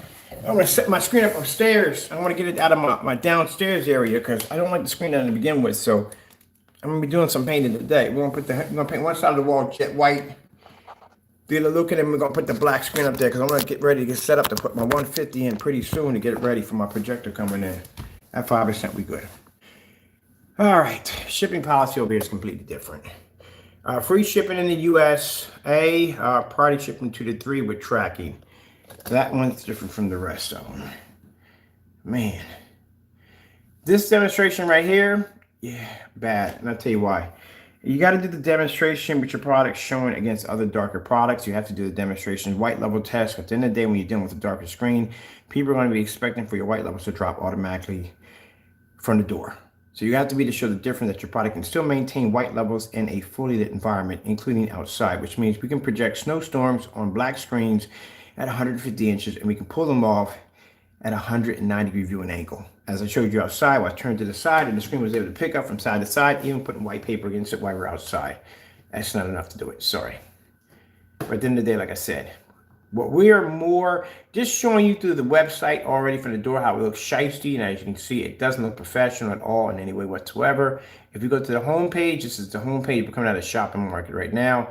This is the home page. This is all you're going to get. Same demonstration in the dark.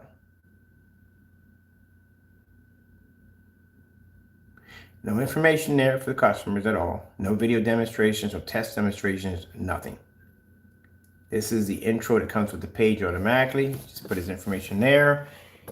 Information in the front of the page does not match any of the items that are actually listed on the marketplace. Right here where he's saying 1 quart paints up to 120. You have on your website, it paints up to 100 to 135, but out here it says 120. That doesn't make any sense. 2 quarts, you say paints up to a screen size of 150 to 200 inches. That is bullcrap. 2 quarts is not going to paint a 200-inch screen at all, period. Not going to happen, not even close. 150, maybe, depends on the coverage of the paint, which means you physically are going to have to paint a 150-inch screen with 2 quarts to make sure that that is actually accurate at the end of the day. You have no way of knowing that because you have never painted a 150-inch screen in your home, so can't say that. 200 inches, lie, not going to happen. Let me see, the hybrid mix, 50 lumens and up for dedicated theaters. Let's see, 50 lumens and up. Did you do 50 lumens and up at how many feet away? How fully lit was the environment? Did you do color? Did you do contrast levels? All that has to be done to do it against certified screens, all that from the door. They show the improvement that you gave over 50 lumen projector over certified screens, improving color, contrast, white levels, the whole 9 yards. Yeah, all that has to be done, people. We're doing that today again on our screen, so you can see where our demonstrations of what they do. The UV mix is 25 lumens and up for light, darker, black levels. I've never heard. What the freak is a light, darker black level? That does not make any sense at all. Mine just give me a freaking headache. That's why I'm used to being on the other one. What is a light, darker black level? That's called gray. It's not called black. It's literally called gray. That's what it's called. That's what you mean. It's gray. Let me see. Let me see what we got here. Personal mix, 1500 lumens and up for light controlled environments, well, AKA ambient light rejection, ambient light controlled environments. Frankenstein mix for 300 and up for venues, stores, churches, and high lumen projectors. Let me see, high lumen projectors, mix of 2500 lumens and up, well-balanced picture quality for short though projectors. Now, if you're talking about this, it's going to be a screen, and here it is right here, are not ambient light projection. So how are you going to use this outside? Never mind, we're not even going to go down that road. Crow, if you're going to be talking about demonstrations for churches and schools and stuff like that, you know, outdoor venues are going to be using massive screens like you claim for the 300 inches. You're going to have to display a 300-inch screen outside. You're going to have to display a 180-inch or 200-inch screen with your product outside on a projector on display. They're going to have to see that at that large scale. Because if they go over and look at your channel, they're going to say, well, I only see these small screens. Can you display this on a much larger screen so I can get an idea how this is going to look outside on my venue, which fix your product before I make this purchase. That's what you're going to have to do. You don't have anything on your website such as so. So no, you can't put that claim in unless you actually do it. Unless you have your product on a 200-inch screen on display, you can't say that at all. So that's not going to work. I get that all the time when I get companies saying, hey, look, we're going to do this on 150 and so forth. Can you show us that display on a large level? Mind you, bigger the screen, more light it's going to take in. So they want to see all that. So you have to actually have this painted to the physical screen that you're claiming that you can do. Now AR, they're not going to buy from you for that right there. That's why they're not going to touch your product. That right there is what every paint has been embedded in. Even, Elite Screen has that ceiling light projection. So now the big thing in projection screens is ambient light projection technology. Everybody wants ambient light. They want to be on the light. They want to produce a screen, blah, blah, blah, blah, blah. That's what they want. You don't have it. So I don't know why you're doing demonstrations for meters at the end of the day, measuring how much light you have in the environment that you're saying your products don't require it, which is a lie.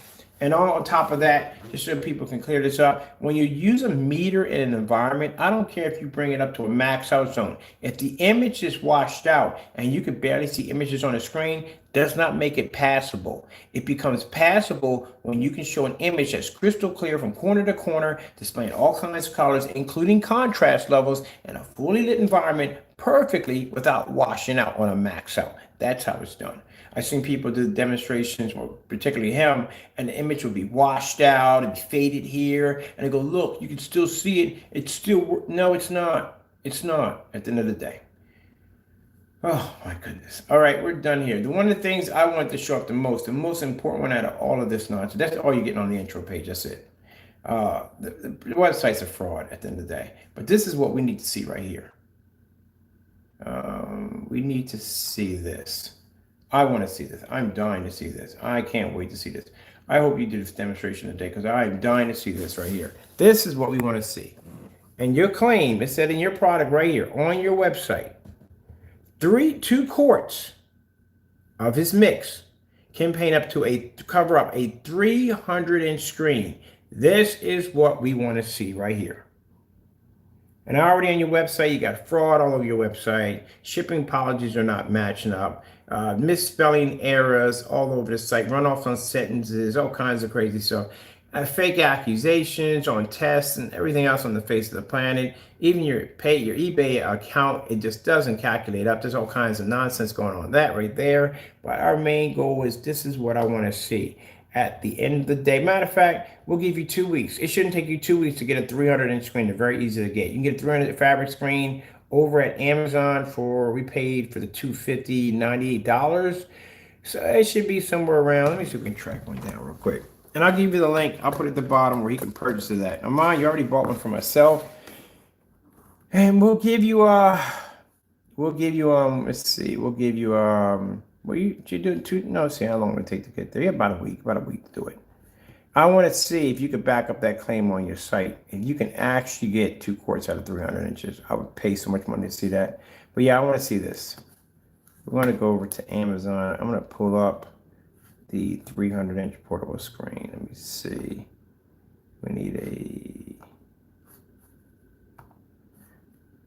300-inch portable screen.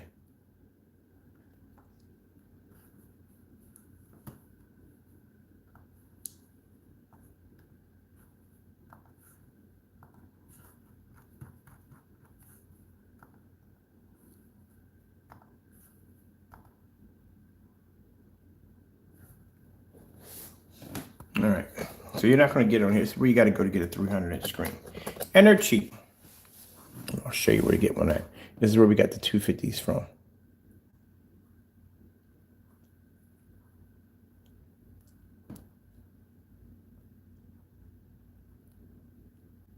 And what's this right here? Total blackout window, film for room privacy, dark intent. Oh, we got to buy that right there. I'm going to test that against my product. Oh, heck yeah. That's going to be a good challenge. We're buying this. Wonder if I'm going to turn to the side. I'm going to put that in my shopping cart. You see what this is right here? This is a blackout window film privacy. Oh, I wonder how that would do against our product at the end of the day. Oh, yes. Challenge accepted. Dun, dun, dun, dun, dun, dun. Challenge accepted. Yes. What do we want from here? Let me see. I'm going to be there Tuesday. Add that right to cart. I'm getting that. Yeah, Ray. I love testing myself against stuff like this at the end of the day. I told you. At the end of the day, these guys are scared to do these challenges. I'll be hunting stuff down on here to find out the test against their stuff. Yeah, I definitely got that. I got that right in my shopping cart. Right in my shopping cart. So you can see right there, people. Right there. Boom! Get the bird gonna pick that up. Do. I can't wait to test it against that black technology we get downstairs. Yeah, let's see what we can do with that. And if it works out, it's not gonna match our stuff. We're not another day, but maybe if we coat it with that invisible, what could we do with it? We could turn it into like a really cool screen. Like at the end of the day, it's not gonna match your stuff. But imagine if we coat that stuff with that invisible and on Black Widow. Oh man, I wonder what we could do with this. What's the size of this anyway? What size are we getting out of this anyway? Oh, they got different sizes. Hey, hold on for now. They got different sizes, which is cool. If we coat this up with that Black Widow on the other side, this stuff is designed to make any black surface look like it's OLED. That's what we're designing it to do. So you can take any black surface, put this coat on, and it'll convert it to an OLED screen. I don't care if it's a keyboard. Anything that's black, it'll convert it to OLED. So, see about that. So, with that being said, if this stuff works the way I think it does, we can put this on anything we want. And that whatchamacallit technology we got is front and rear. Hold on, we gotta look at this. Hold on, we gotta look at this video real quick.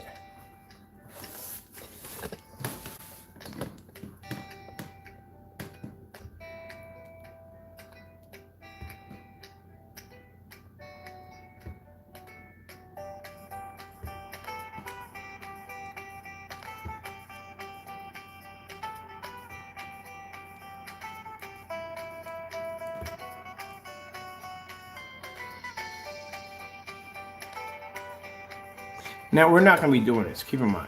We're going to base you directly where you can get the product at, and you'll code it yourself. And we're not coding this. Should have known. We just like to help customers. We find stuff to utilize our products with to show at the end of the day how you can use our technology in different ways. Like the motorized projection screens we customize in the back. Okay, this is like putting the film on for cars. If you ever did tint of your cars, that's what it's like. It's for your windows.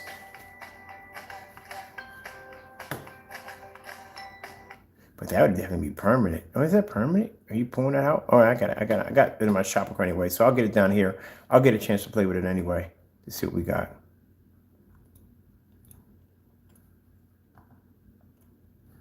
Right, we need 300-inch portable screen. So we need, let me see.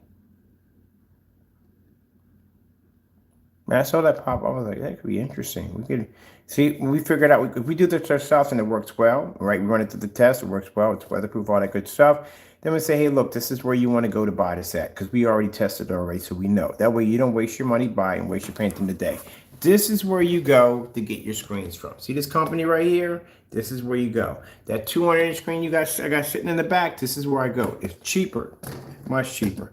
But mind you have to do the system when you paint this. So the system, like I said, is it's going to take 1 gallon, because mind you're going to saturate the screen multiple times. It's going to take 1 gallon to actually paint a 150-inch screen.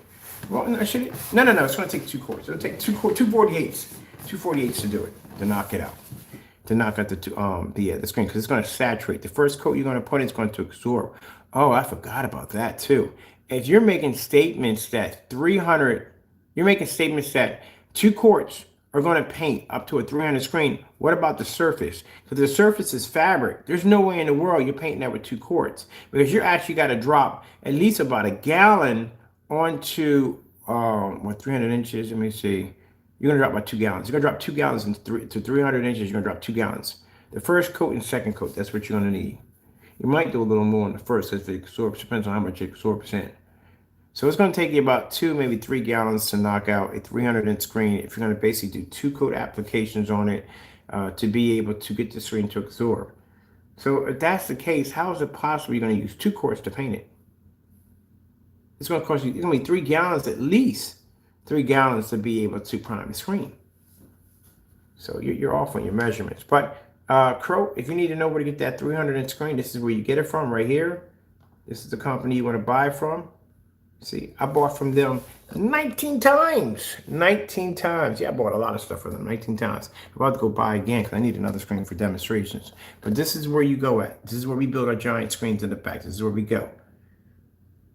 I bought from him 19. That's only how many screens I bought from him. That's how many 180 inches, 200-inch screens I've done from 150 inches. I've had so many 150. It's not even funny. Yeah, I purchased from them 19 times. So, okay. So, and they got overnight shipping. Yeah, if you want to ship it in, you can get, oh, you got plenty of time. Yeah, you can get this in right away. Ain't no excuses. Right here, they got free overnight shipping on this. So you can get this today, or ship it, get it tomorrow and have it shipped in. We're going to give you 3 days, because I didn't know the shipping time was that short. We're going to give you 3 days. 3 days to get this done. So the price tag for the screen is going to be $195. Your screen size is going to be 300 inches, 16:9. You're going to take 2 quarts of your screen paint and you're going to paint the screen in. And you're going to back up what you have on your website. Because at the end of the day, if you can't back it up within the 2 days, and we'll check your account, whether or not if you did the demonstration or not, you have plenty of time. Let me go grab the link so I can put it at the bottom. We need you to paint this screen in. As a matter of fact, to make sure you do get it, I'm going to send a message directly. You people know that. So, because I don't want to hear, oh, we didn't see the YouTube video, or the many excuses that I didn't know about. It's on your website. You should know you wrote it in. But anyway, yeah, he's going to have to back this up. So as you can see right here, 300 inches. This is where you can get the surface from. It costs $195, and you can get that shipped in overnight. So there's no excuses. There's no excuses on why you can't do this. No excuses. If you're going to put statements on your website for your customers, and you're saying at the end of the day, you don't mislead people, you don't commit fraud and that stuff, then you should have no problem with doing this demonstration. Show all of us at the end of the day that you can take 2 quarts of your product and you could paint this screen in at 300 inches with 2 quarts. Or at the end of the day, you're just talking trash.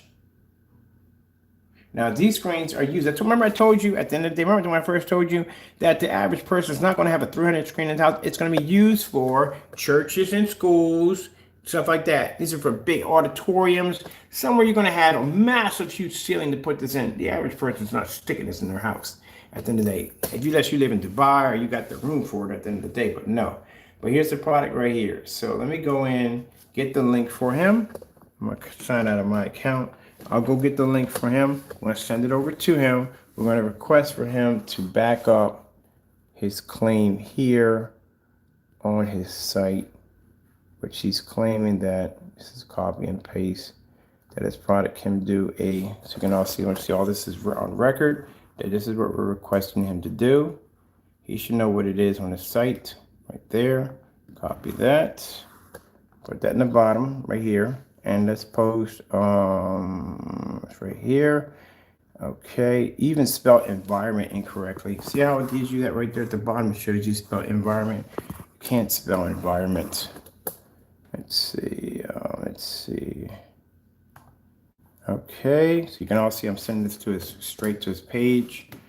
And Crow, you know why I'm up early in the morning? Because I work, because I got screens and stuff I have to do, and I have pre-orders, and we have to paint the next room and I have to get orders ready for that. And oh my God, so much to do today. And then we got testing to do on the black screen downstairs, pictures for that. So let me see. Let's see. He's responding right now. That's good. You see right here, I'm messaging back and forth. Let's see. Can you paint a 300-inch screen with 2 quarts your screen paint. Oh, my phone, incorrect spelling right here. Your screen paint backing and your website. And question mark there. So you can all see what I'm writing right here, which I'm asking him to do right here.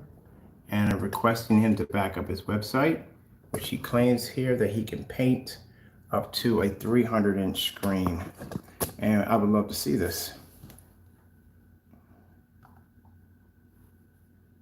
And we're going to send him the link where he can get the product from over here. We can buy it from. So you can't be putting stuff like that on your website at the end of the day. It's just a website. You are taking money from people at the end of the day. You're exchanging money at the end of the day. You're doing business. So you have to be, everything on your website has to be legit. And I don't even know where he even got the idea that you're going to be able to paint a 300-inch screen from 2 quarts. Anybody at the end of the day with any kind of basic common sense would even know that's the dumbest thing you ever heard in your entire life. I was like somebody telling me, a painter coming, it's like, oh, we can paint this entire room with 2 quarts. Are we both looking at the same room right now? No, you gotta leave. You gotta get out of my house. That doesn't make any sense. There's no way in the world that's gonna happen. So he's just throwing stuff in there for the sake of just throwing stuff in there with any research or nothing whatsoever, hoping that people are just gonna be naive enough to not actually figure it all out at the end of the day, that he's basically not doing what he's supposed to be doing. He's not going there. He's not putting any real facts in there at the end of the day. Here we go. I'm coming out of this real quick. All right, let's put this in here.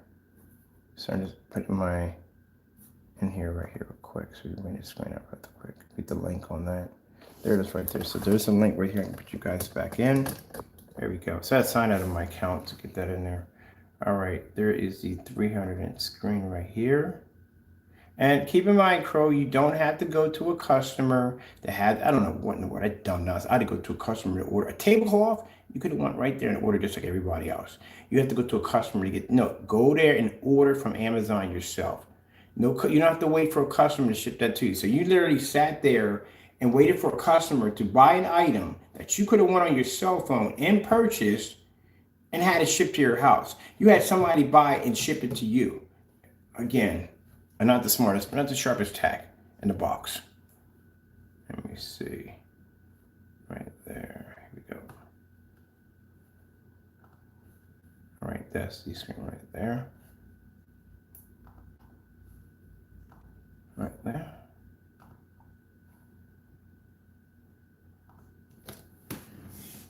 All right. Here it is.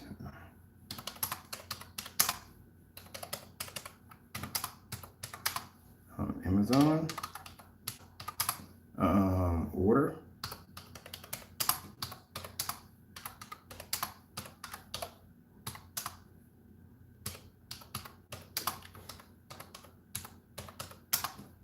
We'll give them 3 days. 3 days. Yeah, 3 days. Okay, saying it correctly. Sorry about that, people.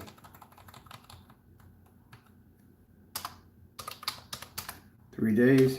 Stick them 3 days. We'll give them a grace period.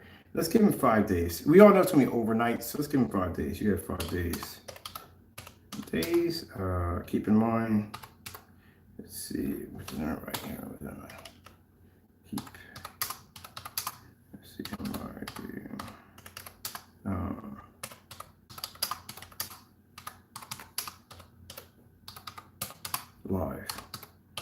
Live streamed.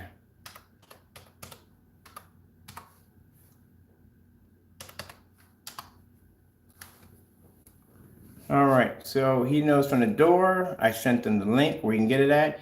Yeah, he's not replying back because he got busted again. He got himself in more trouble doing dumb stuff again.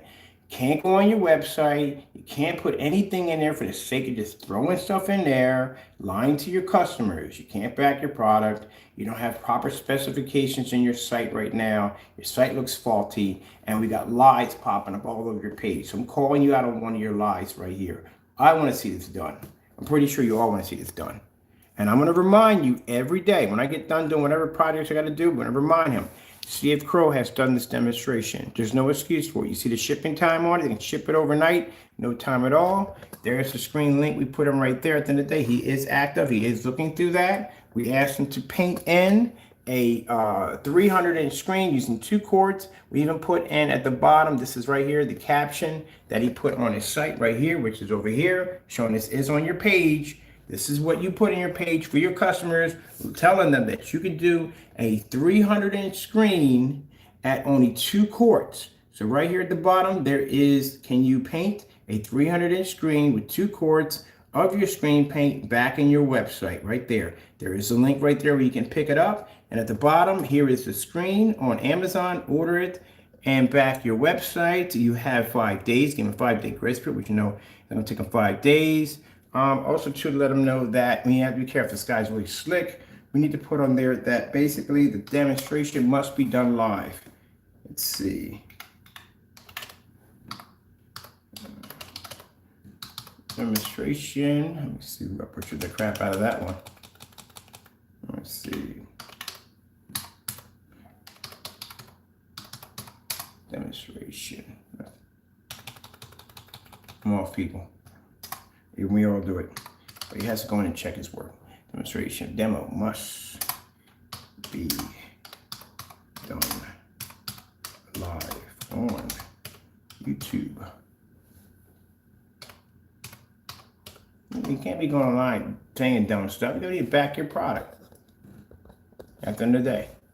So we're asking for the demo must be done live on YouTube. So all this is recorded. So we have to go back and fact check on this video right here. We can go back and fact check on this video right quick. This is what I'm requesting for him to do.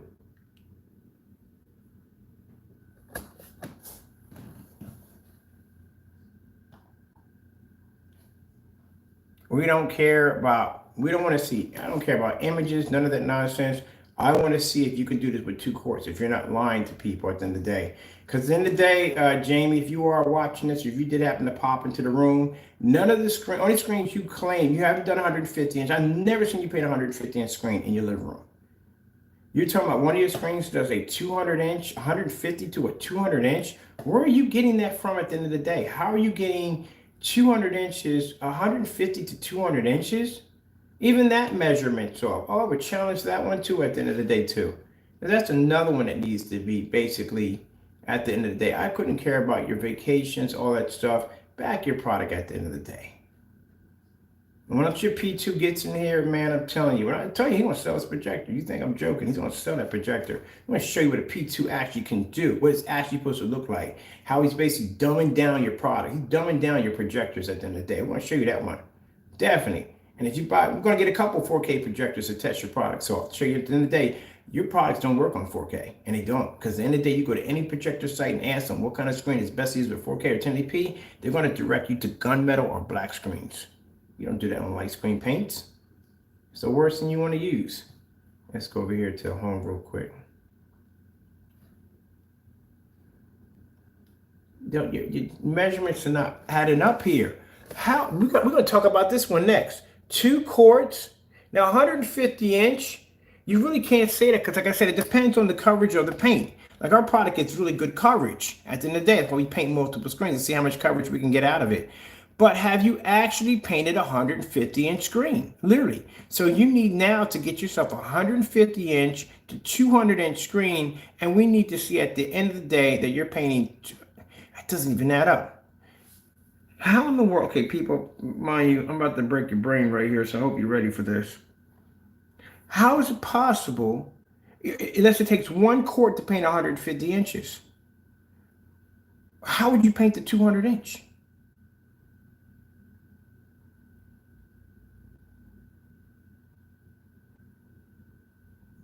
So how much paint are you using to paint the 150 inch to have enough paint left over to knock out 200 inches? You have to do that one too. You're gonna have to definitely do that one. I gotta see that. I definitely gotta see that one. That doesn't make any sense. 1 quart, he says, paints up to 120 inches, right? Paints up to 120 inches, 1 quart. But 2 quarts over here paints up to 150 to 200 inches. This and this do not add up.